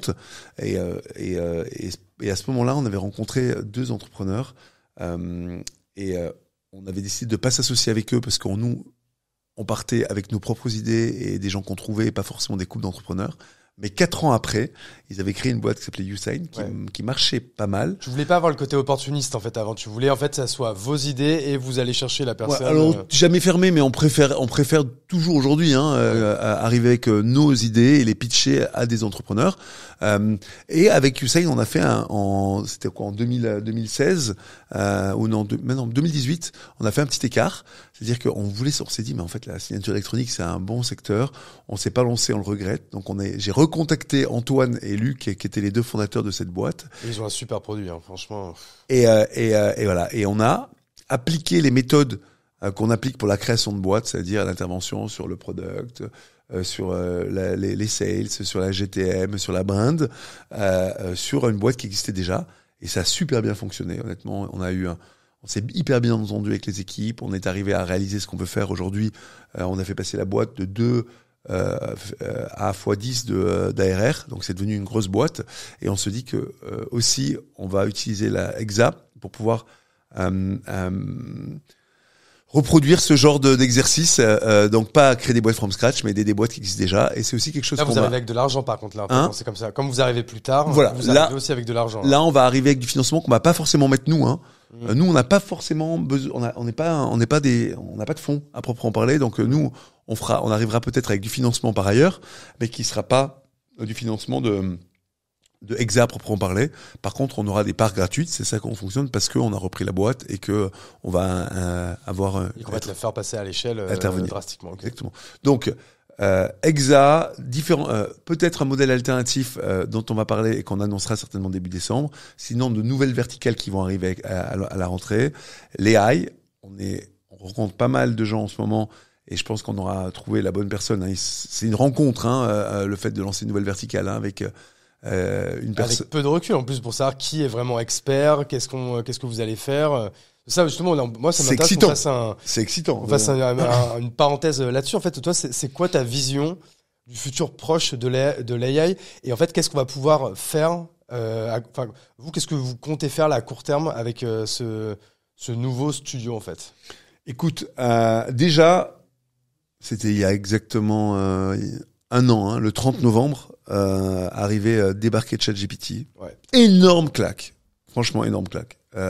En 1 seconde, au bout de 1 minute, je me dis que c'est une révolution. Avoir une machine qui te répond comme ça, même si c'est perfectible, même si ça hallucinait beaucoup, même si beaucoup de gens n'étaient pas impressionnés, moi, mais vraiment grosse claque. Ouais. Plus grosse claque, j'ai jamais été émerveillé par une technologie autant que le moment où ChatGPT est arrivé. Okay. Incroyable, hein, c'est-à-dire que 6 mois avant, personne ne se doutait de ce qui allait arriver. Ah, c'est ouf, Il y avait des vagues équipes qui travaillaient sur les transformers et les mécanismes d'attention, hein, qui sont les outils mathématiques pour pouvoir effectuer. Alors, il s'avère que depuis quelques années, on s'est manipulé de la big data et que la performance des CPU a fait que cette techno n'aurait pas pu naître il y a quelques années. C'était le bon moment. Mais ces petites équipes qui travaillaient, qui ont commencé à faire tourner leur modèle de transformer et de mécanismes d'attention sur ces modèles de données ont été subjuguées. Hein. Honnêtement, ouais. Elles se sont rendues compte, il y a 6 mois avant, que les résultats étaient stupéfaits. Un peu comme, j'imagine, les grandes découvertes comme la pénicilline, comme l'électricité, etc. Tu vois, c'est juste, il y a eu un moment, quoi, tu vois. À partir de ce moment, à partir de ce 30 novembre, tout le monde a compris. Là, il y a une immensité de ressources qui ont été affectées à la fois en personnes, à la fois en argent, qui ont été affectées au sujet, et du coup, une espèce de progression exponentielle. Aujourd'hui, c'est juste vraiment dingue. Nous, je me rappelle, on s'est rassemblés une semaine après en se disant waouh, what the fuck, quoi, tu vois, qu'est-ce qu'on fait, dans quelle mesure ça va disrupter les business qu'on a déjà fait, et quelles opportunités ça ouvre. Et toutes les idées qu'on avait eues à cette époque-là ont déjà périclité, hein. C'est-à-dire que on avait imaginé faire le premier, j'ai déjà même déposé le nom de domaine, report.ai, qui était un système dans lequel tu uploadais ton CSV de n'importe quoi et ça te rendait un rapport, quoi, tu vois. Et ça, aujourd'hui, c'est nativement possible de faire avec ChatGPT. Moi, je le fais directement dans ChatGPT. Tu prends ton tableau, tu le copie-colles et je lui dis, mec, t'es doctorant en finance, fais-moi une analyse de ça. Et il te fait une analyse ultra poussée. Puis après, plus tu le promptes et plus il rentre dans le détail. C'est merveilleux, quoi. C'est incroyable ce que tu peux faire, quoi. Le temps que tu gagnes. Donc, honnêtement, c'est très compliqué, comme tu le disais au départ, de savoir vers quoi il faut aller. Tu regardes le batch de Y Combinator, on en parlait tout à l'heure. T'as la moitié des boîtes qui se développent des trucs AI. Tu sais pas dans quoi partir. Donc, il faut un peu trouver des invariants. Il y a des choses dingues, hein, qui vont arriver, hein. Ça veut dire, par exemple, moi, je suis persuadé que dans 6 mois, hein, je parle pas de 20 ans, hein. Et là, je pose le truc dans 6 mois en visio, sur Zoom ou sur Google Meet.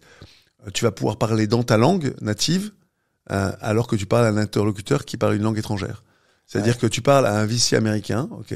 Tu vas pouvoir lui parler en français comme je te parle là. Ça va le traduire directement et ça lui va le faire. Lui va entendre de l'américain parfait, et toi tu vas l'entendre en français. Ce qui va permettre de pas devoir pour les gens qui parlent pas nativement des langues, devoir rabaisser son niveau. Moi, je suis hyper frustré quand je parle en anglais parce que même si j'ai un petit niveau, j'ai pas la nuance que j'ai en français. Je suis obligé ça rabaisse mon niveau moyen de compréhension et d'expression, tu vois, et ça me frustre, quoi, tu vois. Et c'est pour le coup, ça c'est génial pour l'avenir de l'humanité parce que ça a pas empêché les gens de parler entre eux sans devoir avoir besoin d'un ordinateur. Et ça va surtout sauver les langues locales. Il faut savoir que les langues, c'est aussi l'expression d'une culture, quoi, tu vois. Donc ça va, j'espère, sauver la multiculturalité du monde qui était en danger avec la globalisation et notamment l'hégémonie de l'anglais, quoi, tu vois. Ouais. Donc ça, c'est une chose. Dans 3 ou 4 ans, ça sera plus besoin d'être devant un ordinateur. Ça sera directement dans tes oreillettes, ok. Si tant est qu'on arrive à mettre le CPU qu'il faut et les AI directement dans tes AirPods, quoi, tu vois. Mais t'imagines, hein, on est là, tu parles, je sais pas moi, indien, tu me parles dans ta langue natale et j'entends dans mes AirPods et on se parle naturellement dans la vraie vie. Ça va arriver, ça va être disruptif. Le clavier aussi va complètement disparaître. Aujourd'hui, l'interface speech to text, donc vous vous rappelez, hein, il y a quelques années, tu parlais à ton WhatsApp, tu essayais de dicter un truc et c'était genre 3 quarts bien. Maintenant, ça marche de ouf. Maintenant, c'est complètement dingue. Il se corrige, il écrit quelque chose et après, par rapport à la phrase que tu lui donnes après, il se recorrige ce qu'il a fait derrière parce qu'il sent que le mot qu'il a utilisé... Tu sais, par exemple, si tu dis vers, pour lui, vers, ça peut être plein de choses. Et par rapport à la phrase qui est après, il va remettre vers dans la bonne orthographe par rapport au contexte. C'est pas le bon contexte, quoi. Genre exceptionnel, si c'est tellement exceptionnel que on va, pour la plupart des use cases, pas pour tout, hein, il y a besoin du clavier pour pas mal de trucs encore et de la souris aussi. Il y avait une grosse partie des choses qui vont être utilisables sans clavier, des choses qu'on imagine depuis 20 ans, hein, qui est le voice control va enfin pouvoir exister. Enfin, depuis le début on essaye, hein, depuis 20 ans le voice control, hein, mais c'est vraiment de la merde en barre. Et là, ça va fonctionner. Donc, ça, c'est des idées qu'on se dit, enfin, des gros sujets qu'on voit. En même temps, moi, je cherche des invariants, des choses qui vont exister, quel que soit le développement et la vitesse de développement de GenAI, pour pouvoir partir sur des idées qui fassent encore du sens dans 6 mois, tu vois. Donc, par il y en exemple, a créer son double. Moi, ça serait mon rêve. le ça. digital twin. Aujourd'hui, par exemple, ChatGPT, c'est incroyable, mais il apprend pas. Tu vois, il a pas ce côté machine learning, etc. Donc moi, en fait, j'aurais envie de dire, t'imagines là, depuis 1 an, avec tout le contexte, tout le contenu que je te donne sur moi, tu devrais me connaître par cœur et je devrais pouvoir te brancher à mes mails, à tout, et tu devrais pouvoir presque répondre à ma place. T'imagines, et notamment parce qu'aujourd'hui, il y a une injonction à vivre en ligne. C'est-à-dire qu'aujourd'hui, t'es obligé de vivre en ligne parce qu'il y a une énorme partie de la vie qui se passe en ligne. Et en même temps, tout le monde a envie que tu sois dans la vraie vie, dans le physique, parce qu'en vérité, tu rencontres des humains aussi autour de toi. Donc, on a une injonction à vivre à la fois en ligne et à la fois dans la vie, dans le réel, quoi, tu vois. Et comme on n'a pas de don d'ubiquité, on peut pas être à 2 endroits en même temps. Il faut une solution, et elle est là, la solution. Elle est, toi, Hugo, tu vas vivre avec moi ici dans cette pièce en réel, et par ailleurs, tu vas avoir un digital twin qui va s'occuper de toi en ligne, quoi. Et vous allez forcément interagir, et ça va être contrebalancé, etc. Et pour moi, je la vois comme la solution à cette période un peu compliquée qu'on vit, hein, depuis 20 ans, où on est, enfin, mais pire depuis 5 ans avec les réseaux sociaux, où on est un peu entre deux, quoi, tu vois. Ouais. Et effectivement, digital twin qui se branche sur tes newsletters, qui se branche sur ton Gmail, et ça va être fulgurant. En fait, l'un des problèmes que ça va poser, ça va être, je vais utiliser le mot RGPD, mais en fait, ça veut dire que moi, le digital twin, moi, j'aimerais trop qu'il voit tous mes mails et qu'il voit tout. Mais ça, en fait, ça pose un problème où est-ce que cette data, du coup, elle est, déjà, si tu pourrais l'utiliser pour toi-même, quoi. Déjà. Ouais. T'imagines, là, on est en train de tester, notamment avec Folk, le fait de LLMiser, de faire un GPT, ce qu'on dit aujourd'hui, un petit, moi, j'aime bien appeler ça des cerveaux. Digital twin, l'idée c'est quoi? Un second cerveau. C'est un second cerveau, et dans ce cerveau, tu pourrais mettre la data d'une entreprise, la data d'une personne, la data d'une équipe, la data d'un secteur, et en fait du coup tu peux soit l'interroger toi-même, soit le rendre public, soit le rendre payant, et c'est un peu le principe, moi j'appelle ça depuis longtemps des brains, et c'est le principe qu'a démocratisé ChatGPT avec ses GPTs, quoi, tu vois. Donc l'idée, ça serait d'entraîner, nous ce qu'on essaie de faire, c'est d'entraîner un GPT, donc un cerveau avec un Gmail, voir quelles questions tu peux lui poser. Ça serait dingue de savoir, quels sont tous les journalistes à qui j'ai parlé dans toute ma vie. Ou tiens, tu pourrais me dire comment elle s'appelait la personne que j'avais rencontrée sur le sujet de déjà pouvoir interroger les 20 gigas de sa boîte email. Moi, j'ai une boîte email qui a genre 20 ans, 15 ans. Ça serait complètement fou. Et ça, c'est quelque chose auquel je crois et qui va... Pour moi, j'ai même une théorie comme quoi, dans le web 2.0, le web que j'ai vécu, le web collaboratif, on a tous essayé plein de trucs. Et en fait, c'est les social media qui ont été la révélation c'est le modèle de social media qui a été la révélation du web 2.0. Je pense que le digital twin, cette notion de brain, ça serait la révélation de l'AI, que les social media vont être remplacés par cette notion de soi digital, quoi. Parce qu'en fait, tu te dis, moi, rien que ce digital twin, ce second cerveau, il se branche à mon Gmail, il se branche à mon Notion, il se branche à mon LinkedIn. C'est bon, moi, tu lui branches à ces 3 trucs-là. Normalement, il est censé connaître toute ma vie. C'est toi, quoi. Et en fait, la façon, maintenant, la force de la techno qui peut en fait prendre tout le contexte, etc. Tu te dis, mais après, t'imagines ce que tu peux faire. C'est vraiment, t'as un second toi, quoi. Et on parle pas, enfin, je veux dire, techniquement, c'est faisable aujourd'hui, ça. Hein. Ah oui. Et c'est facile à faire. C'est-à-dire que si on est capable d'indexer l'intégralité du corpus du web, ok, on est capable d'indexer ton Notion, ton Gmail. C'est juste que c'est pas encore sorti ou c'est pas simple à mettre en œuvre. Enfin, qu'il faut créer les interfaces. Mais et c'est ce que font des boîtes comme Dust, par exemple, qui te permettent de connecter différentes sources, d'abreuver un cerveau et de pouvoir aller taper dans ce cerveau-là. Honnêtement, Alors c'est hyper excitant parce que ça bouge toutes les semaines, hein. Mais moi vraiment j'encourage tous les gens à payer 20 balles par mois pour télécharger ChatGPT, ne serait-ce que pour comprendre ce qui est en train de se passer. C'est-à-dire que si vous trouvez qu'on est taré, allez voir ChatGPT, allez l'utiliser, vous comprendrez. Je pense que sans l'avoir utilisé un peu de manière intensément, tu vas pas comprendre à quel point c'est une révolution. Sans avoir testé les images, sans avoir pris une photo de n'importe quoi en lui demandant de la décrire, tu peux pas comprendre à quel point on a fait un step fois 1000 par rapport à ce qui se passait avant. C'est vrai qu'avec DALL-E maintenant intégré, enfin c'est fou. Maintenant limite tu peux créer un draft de logo, de charte graphique pour n'importe quel brand que tu montes en 5 minutes. Tu pars avec une super base et il comprend vraiment ce que tu veux. L'autre jour, je l'ai testé en me disant tiens, je vais lancer une nouvelle newsletter, tu vois, qui va tester un tool par jour pendant 1 an. Tu vois, c'était genre je me dis tiens, c'est un truc un peu ambitieux, mais ça peut être sympa. Je veux repartir avec une marque, je lui donne un nom de marque, je lui envoie toute ma charte graphique de la chapelle et je lui dis voilà que je veux que ça reste dans la charte graphique, le nom du logo ça va être ça, les valeurs ça va être ça. Et il m'a fait un truc, dès le premier coup, je me dis putain, tu vois ça c'est un logo que j'aurais pu payer à un freelance 500 € quoi. Et il me l'a fait en 30 secondes.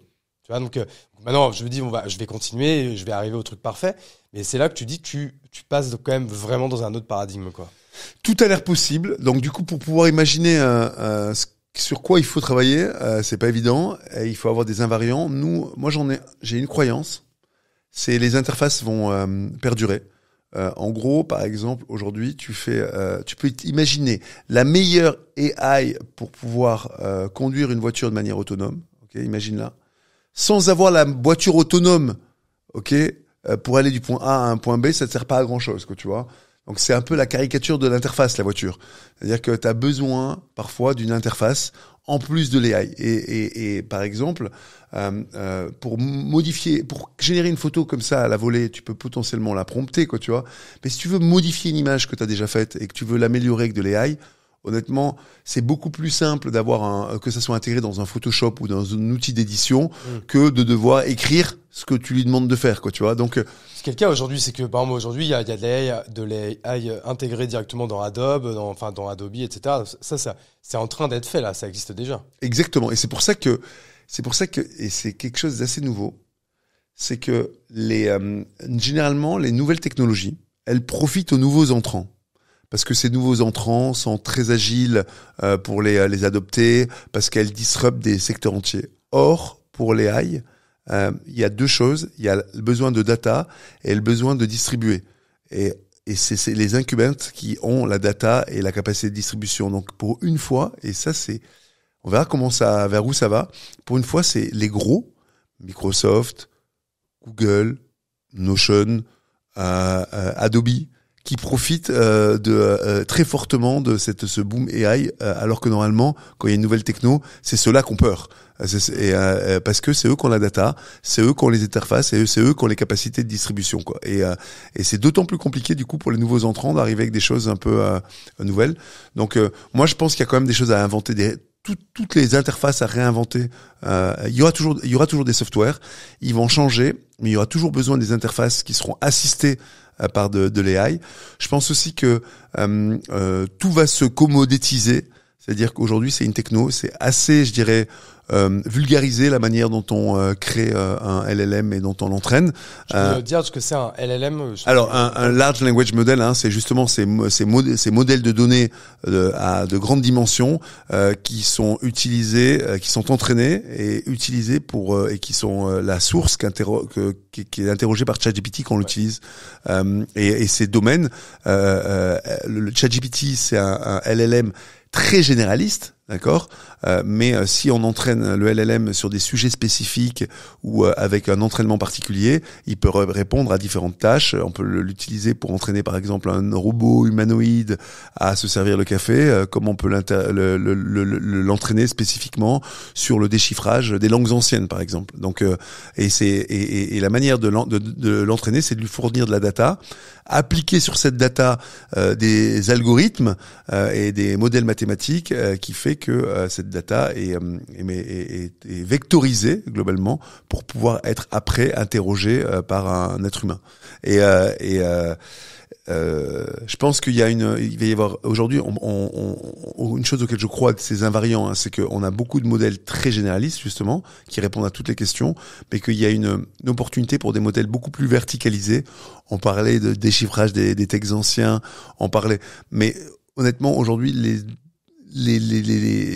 LLM très généralistes comme ChatGPT, ça marche bien, mais ça pourrait être mieux. Et surtout, ça prend beaucoup de place et ça demande beaucoup d'énergie et beaucoup de CPU. On pourrait imaginer qu'il y ait des plus petits modèles, plus spécialisés. Donc, du coup, ça va donner une chance à des gens qui ont de la data propriétaire ou des connaissances très particulières d'entraîner sur des modèles sur des sujets très particuliers. Et demain, en fait, ce que tu dis, c'est qu'il va y avoir le ChatGPT des vétos, le ChatGPT des cardiologues, le ChatGPT des menuisiers. Enfin, il pourrait y avoir en fait tout, quoi. En fait, toute la data de manière très niche. Avec une interface potentiellement adaptée, tu vois. Par exemple, ChatGPT. J'ai un hyper bon exemple de pourquoi, assez naïf, mais qui exprime bien la chose, de pourquoi les interfaces sont importantes. Quand tu utilises ChatGPT pour traduire, ce que font beaucoup de gens, hein, ça existe. Ça m'arrive de le faire. Oui. Ça nous arrive tous de le faire. Tu prends ton truc et tu dis, est-ce que tu peux me le corriger pour que ça soit dans un anglais américain parfait. Voilà. Et là, en effet, plein de tournures de phrases qui te paraissaient très bien, il te les met C'est assez extraordinaire. Ça existe hein, d'ailleurs avec DeepL depuis quelques temps. Tu le copies, donc tu prends le texte que tu as copié, tu le mets en dessous du texte que tu viens de traduire. Et en vérité, ce serait beaucoup plus simple d'avoir une interface un peu à la DeepL où tu mets le texte source, le texte traduit en face du texte corrigé, du texte d'origine pour vérifier que ça soit cohérent. Parce qu'en vérité, il faut savoir que ChatGPT peut faire n'importe quoi. Hein. C'est-à-dire que nous, on a fait traduire, je lui faisais traduire le communiqué de presse. On lève 20 millions d'euros pour Exa. Il avait traduit, tout était parfait, mais il avait mis 30 millions. Il avait complètement. C'est bizarre quand même qu'il se trompe là-dessus. Halluciné complètement sur le chiffre. J'ai toujours pas compris pourquoi. Donc c'est hyper important d'une part de remettre en cause hein, la véracité de l'information qui sort de ChatGPT. Relisez toujours. Et d'autre part relire systématiquement. Et là pour faire mon point, hein, traduire un texte sans les mettre côte à côte, c'est un peu compliqué. Tu vois. Donc tu vois que demain il y a une opportunité sur des verticales données. Tu parlais des vétérinaires d'avoir à la fois un modèle entraîné spécifiquement sur de la data de vétérinaire et en plus une interface adaptée au métier qu'est le métier de vétérinaire. Donc les interfaces vont pas non plus disparaître, les gens vont pas juste tout le temps prompter quoi que ce soit, ils ont besoin de faire d'organiser de la data, ils ont besoin d'émettre une facture. Donc les interfaces vont se réinventer, mais non, on est à l'aube de quelque chose d'assez fou et nous on est au taquet. Ce qui est génial avec un modèle de studio, un modèle de studio multivertical, c'est qu'on est ultra modulable. C'est-à-dire qu'on est capable, quand tu lances une boîte, tu prends un pari sur les 10 prochaines années. Nous, quand on lance une boîte, on peut en lancer une autre un mois après, quoi, tu vois. Donc on peut adapter notre ligne éditoriale ou les idées qu'on lance en fonction des trends du moment, quoi. Vous, le but, là, grosso modo, c'est de lancer tous les 15 jours maintenant. L'ambition pour... 30 boîtes d'ici 2030. Donc 30 boîtes par an, ça veut dire, une boîte, t'as raison, j'avais pas fait le calcul, mais une boîte toutes les 2 semaines. Ce qui est possible si on imagine qu'on a une dizaine d'associés dans chaque verticale. Et là, pour la verticale AI, par exemple, vous avez déjà la brand et la personne qui va gérer cette partie du studio ou pas? On est en train de voir encore plusieurs personnes. Donc on n'a pas encore décidé de la personne avec laquelle on allait s'associer. On essaye d'éviter les brands maintenant. On a envie de focaliser sur une brand qui soit Exa, de garder eFounders parce que c'est la brand d'origine qui sera le nom du startup studio Future of Work. C'est Exa AI par exemple. Exa, par exemple, le studio santé s'appellera Exa Health parce que c'est très fort qu'on capitalise tous ensemble sur la marque Exa. Exactement cette discussion hier avec un pote qui s'appelle Maxime Blondel qui a également un startup studio qui s'appelle The Quest. Ouais. Et qui me disait ça en fait, c'est toujours bien quand on aime les marques d'en créer une à chaque fois qu'on crée autre chose. Mais c'est demain, tentant, ouais. mais demain voilà, si t'as ta marque holding et qu'après en fait t'es dans la pub, après tu fais la chapelle ads, tu fais la chapelle ghost, tu fais la chapelle writing, tu fais la chapelle ce que tu veux. Mais en fait, du coup, c'est de garder une seule et même marque en fait. C'est clair. Nous par exemple, là on vient de changer le site web aujourd'hui ce matin. Avant, il y avait eFounders, The Logic Founders, Three Founders, et on a changé. Il y a eFounders qui reste parce que c'est la marque historique. Mais les autres sont des verticales, la verticale FinTech, la verticale et la verticale Web3. Parce qu'on avait trop de marques, et trop de marques tue la marque, c'est-à-dire que tu dois gérer ton LinkedIn, ton Twitter, etc. Donc on préfère se concentrer. Déjà, c'était un pari, de passer de eFounders à Exa. On est super content parce que ça permet aussi de la brand, elle est de moderniser la chose, et ça nous excite aussi. Moi, ça fait partie du jeu. Merci pour le compliment. J'ai peut-être même volé un sticker quand j'étais venu te voir dans tes bureaux qui est collé sur mon Mac et tout. J'adore. Et tu verras, on a fait un grand logo. Je suis hyper content. Franchement, on a designé. Ça fait 20 ans que je suis entrepreneur. Quand t'es entrepreneur, t'as envie de designer des bureaux qui te ressemblent. Et j'étais tellement dans le rush que j'avais jamais eu le temps. Et là, avec la cristallerie, on a été capable d'une part de créer des bureaux qui nous ressemblent et de créer des bureaux un peu post-Covid. À quoi ressemblent des bureaux aujourd'hui? On a avec un étage complètement boulot en open space, et en dessous un espace complètement social avec une cuisine autour de laquelle s'organisent les salles de réunion. Bref, on a pu créer le bureau. Alors, c'est quoi l'histoire de ce lieu-là, de la cristallerie? C'est une ancienne cristallerie dans le 10e arrondissement, qui était un bâtiment industriel, qui était les anciens locaux de Hawkin, d'ailleurs, une boîte assez connue dans la biotech. Okay. Et on a récupéré, honnêtement, ça faisait 3 ans qu'on cherchait, des locaux atypiques, un peu fous, et là on est tombé sur cette ancienne cristallerie, locaux industriels, très haut de plafond, avec des grandes verrières. T'as 800 mètres carrés sur 2 niveaux, un niveau rez-de-chaussée, un numéro sous-sol, mais la sous-sol éclairée par une trémie immense, et on a fait une immense cuisine comme à la maison en dessous, et au-dessus un lieu de travail plutôt quiet, calme. Là, 800 mètres carrés, parce que moi, quand j'étais venu dans vos bureaux, c'était pas si grand, en fait. Ah ouais, 250 mètres, 300. Ouais, 200 mètres carrés, 220 mètres carrés. Ça fait 7 ans qu'on est dans 220 mètres carrés. Et honnêtement, on était trop bien. On adorait nos bureaux d'avant. Stylé, ils étaient bien placés en plus. Ouais, j'adore. Là, on est à 500 mètres, rue Martel, une rue que j'adore par ailleurs, qui compte beaucoup pour moi.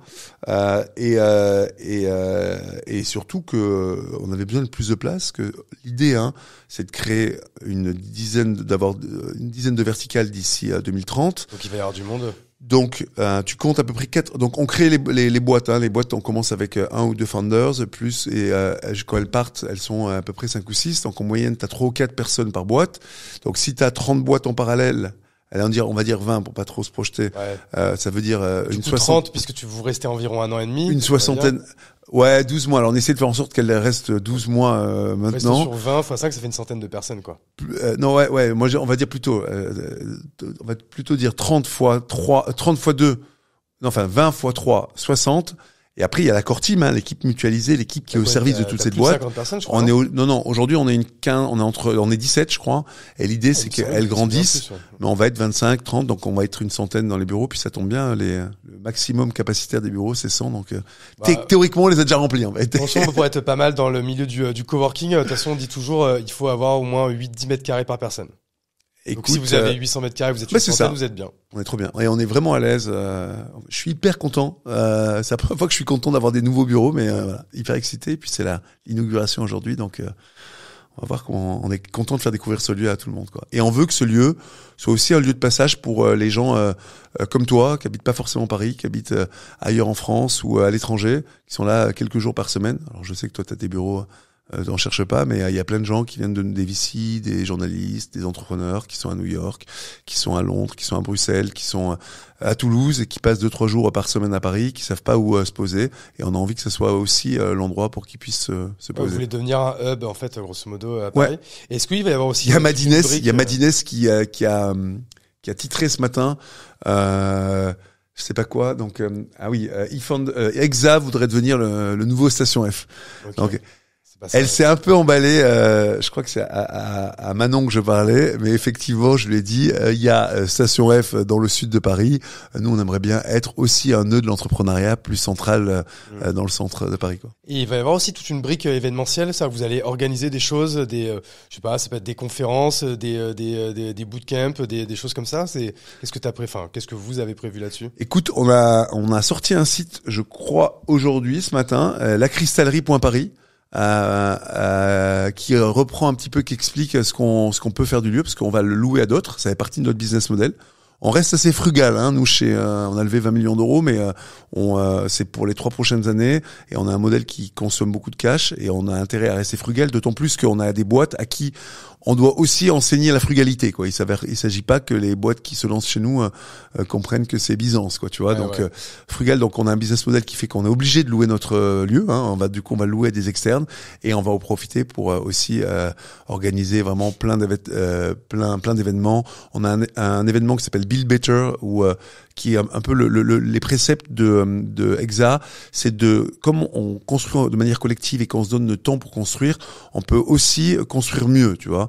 Qu'est-ce que ça veut dire quoi, construire mieux? C'est-à-dire avec des meilleures valeurs, avec des équipes plus diverses, en étant sensible à l'impact des boîtes qu'on crée, et on va lancer Build Better, toute une liste d'événements autour de ça, qu'on avait commencé l'année dernière, mais qui va être d'autant plus facile dans nos bureaux. Ouais. Et après, on loue nos bureaux pour des events. Il y a un immense atrium, il y a une salle de podcast. Un peu concurrence à nos amis d'ici, mais je vois qu'ils sont très très bien équipés. Donc, mais si tu as besoin de faire un podcast, tu pourras. Et ouais, je pense que tu verras ce soir, tu me diras ce que t'en penses, mais il y a le moyen d'organiser des bons événements. En face de chez nous, il y a une super salle aussi qui fait de l'événementiel. T'as les comment ça s'appelle, Albert School. Mais oui, t'es à côté de l'Albert School. Voilà, okay. Je suis en face de l'Albert School. Eux, en immense lieu aussi d'event. Nous, on est la version, je dirais, modeste de leur lieu. Grand boulevard. C'est exactement. Ils sont rue Paradis. Rue Paradis. Okay. Nous, on est rue Martel. Ils sont à 50 mètres de chez nous. Okay. Oui, en fait, en vrai, c'est quoi ça, un quart d'heure d'ici là. Voilà. Écoute, tu m'as dit de venir à 10h. Je suis parti à 9h46 et j'ai été là. T'étais pile à l'heure, hein, on peut le dire. À l'heure. Voilà. Ok, non mais écoute, trop bien. En tout cas, j'ai hâte d'être à ce soir pour voir ce lieu. Moi, j'avais une dernière question, un dernier sujet. T'en as parlé un peu, mais t'as pas trop communiqué là-dessus. Mais tu te lances dans la bagnole. Il y a un truc comme ça là que j'ai vu passer. C'est quoi ce projet? Écoute, moi ça c'est, tu sais, quand t'es dans le software, t'es dans l'intangible, et parfois t'as besoin de choses matérielles, de tangibles. Ouais. De matière, et j'avais besoin aussi d'un projet dans tout ce qui est transition énergétique, parce que c'est quelque chose qui m'excite. C'est perso ça, hein, c'est hors Exa. C'est complètement hors Exa, et j'ai une conviction depuis 10 ans que le futur de la voiture, c'est la micro-voiture. Donc on a aujourd'hui des voitures qui sont trop grosses, ok, à la fois en ville mais aussi à la campagne. Pour 98% des déplacements, ce qu'on appelle la mobilité quotidienne, on fait des trajets de moins de 80 km pour aller amener ses enfants à l'école, pour aller au travail, pour aller voir ses grands-parents, pour aller voir ses amis, pour aller au sport. Tu fais ça en ville, les gens comprennent pas forcément, mais à la campagne, avoir un véhicule à 4 roues, c'est indispensable pour faire ce genre de trajet. Les vélos vont remplacer une partie et notamment en ville, une partie de ces trajets-là, mais il restera là le besoin d'avoir un véhicule. Moi, je pense que pour tous ces trajets, on a aujourd'hui des voitures, des SUV qui sont beaucoup trop gros. Donc, les foyers vont avoir une voiture beaucoup plus petite, qu'on appelle un quadricycle lourd, qui est une homologation en dessous de l'homologation voiture, et que c'est une voiture qui va faire moins de 450 kilos sans batterie, plus petit que 3,50 m en longueur, et moins large que 1,50 m. 100% électrique? 100% électrique, évidemment. Et tu peux aller au-dessus de 50? Et l'idée, c'est que ça soit une homologation qui permette d'aller jusqu'à 90 km/h. Okay. On n'a pas besoin d'aller plus vite aujourd'hui, puisque la plupart des routes sont limitées à 80, et que la plupart des centres-villes sont limités à 30 km/h. Donc ça sert à rien d'avoir une voiture plus grande. Ta voiture plus grande, tu t'en seras le propriétaire si tu as les moyens, et elle te permettra de faire les quelques trajets que tu fais par an, et que tu auras ton modèle 3 pour pouvoir aller à 300 ou 400 bornes ou en vacances. Si t'as pas les moyens, tu l'auras à proprement parler. Mais moi, je suis persuadé qu'une voiture sur 2, c'est un pari que je fais, dans 5 ans, sera une voiture qui aura l'avantage d'être plus petite et surtout d'être moins chère. L'idée, c'est d'arriver avec une voiture qui fait qui coûte 15 000 euros, qui sera dans la famille, le foyer sera propriétaire, et qui pourra être utilisé pour tous les membres de la famille. 15 000 euros, c'est quand même un petit prix. C'est quand même pas donné à tout le monde. Il y a aucune voiture qui coûte aujourd'hui 15 000 euros. C'est-à-dire que tu peux avoir Sauf d'occasion, ouais.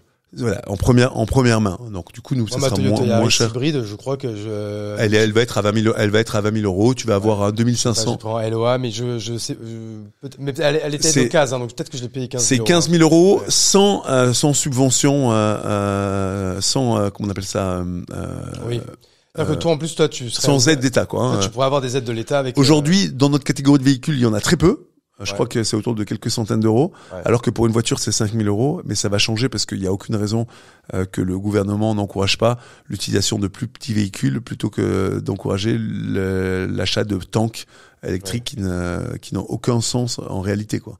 Et t'en es où, du coup, dans ce projet-là? Écoute, donc pour accélérer les choses, pour avancer vite, j'ai racheté une boîte pour pouvoir avoir un outil industriel, pour pouvoir avoir une expertise sectorielle. Il y a 2 ans, une boîte qui faisait des véhicules dans un tout autre contexte, qui faisait des petits véhicules de loisirs qu'on appelle des mini-mocs. C'est l'équivalent de la Méhari anglaise. Ça s'appelle une mini-moc électrique, qui sont plutôt des véhicules chers et des véhicules de plage, mais dans l'esprit de la voiture, le côté fun, le côté loisir, le côté petit, le côté sobre, ça correspondait à ce que je voulais faire. Et ça permettait de commencer, de mettre le pied à l'étrier. Et notre objectif, c'est de relancer et de continuer la production de ce véhicule-là, et qu'on appelle le modèle 0. Donc la boîte s'appelle Kate. Ça, c'est le modèle 0. K-A-T-E. K-A-T-E. Et le modèle 1, ça sera ce véhicule pour tout le monde. Un peu arrondi là, parce que j'ai Exactement. déjà vu des images de prototypes. D'ailleurs, on dirait que c'est des images qui sont faites avec justement avec Dali ou avec Midjourney. Alors alors que c'est des vraies images, c'est des vraies images 3D émanant des réflexions et des travaux qu'on a en cours. Aujourd'hui, c'est un challenge énorme. C'est très dur de se lancer dans l'industrie. On a encore beaucoup de choses à prouver. On est au tout début de l'aventure. Moi, je découvre un sujet qui est complètement différent et qui est très loin du software, qui m'excite très fortement, mais sur lequel on a encore beaucoup de choses à prouver. On doit déjà reprendre en main la production de ce petit véhicule pour arriver après à lancer le nôtre et créer une usine de 10 000 mètres carrés. Ce sera made in France. Ça sera totalement made in France. Aujourd'hui, on est dans les Deux-Sèvres. L'usine est à Cerisay dans un petit, l'usine originelle est à Cerisay, c'est un entrepôt à Cerisay, et l'idée c'est de créer une usine de 10 000 mètres carrés à Rorthais. Mais écoute, aujourd'hui c'est un plan. J'espère qu'on va être là à temps. Si c'est pas nous, ça sera d'autres. Moi, j'ai juste une chose en tête, c'est que le futur doit être celui de la micro-voiture. Il y a aucun monde dans lequel on continue à rouler avec des véhicules de 2 tonnes pour faire 10, 15, 20 kilomètres. Ça n'a pas de sens, quoi. Ni écologique, ni économique, quoi. On est complètement d'accord. Je vois que l'heure tourne. Je sais que aujourd'hui, du coup, c'est une grosse journée pour toi. Tu dois avoir 1 million de trucs à faire avec l'organisation, du coup, de cette inauguration ce soir. En tout cas, merci beaucoup, Thibaut. Franchement, je me suis régalé. Énormément de valeur. On a parlé de plein de sujets. On est rentré dans le détail de certains. Donc, c'était vraiment cool. Merci à toi, en tout cas, d'avoir été dispo en cette journée qui est quand même importante pour toi et pour Exa. Et merci Hugo pour m'avoir reçu. Honnêtement, j'ai passé un super bon moment et effectivement, ça va être sport aujourd'hui. Ça va être sympa, mais très excitant. Et on te souhaite bon courage. On va continuer à suivre tout ça. Et merci beaucoup Thibaut. Et du coup, ciao à tous.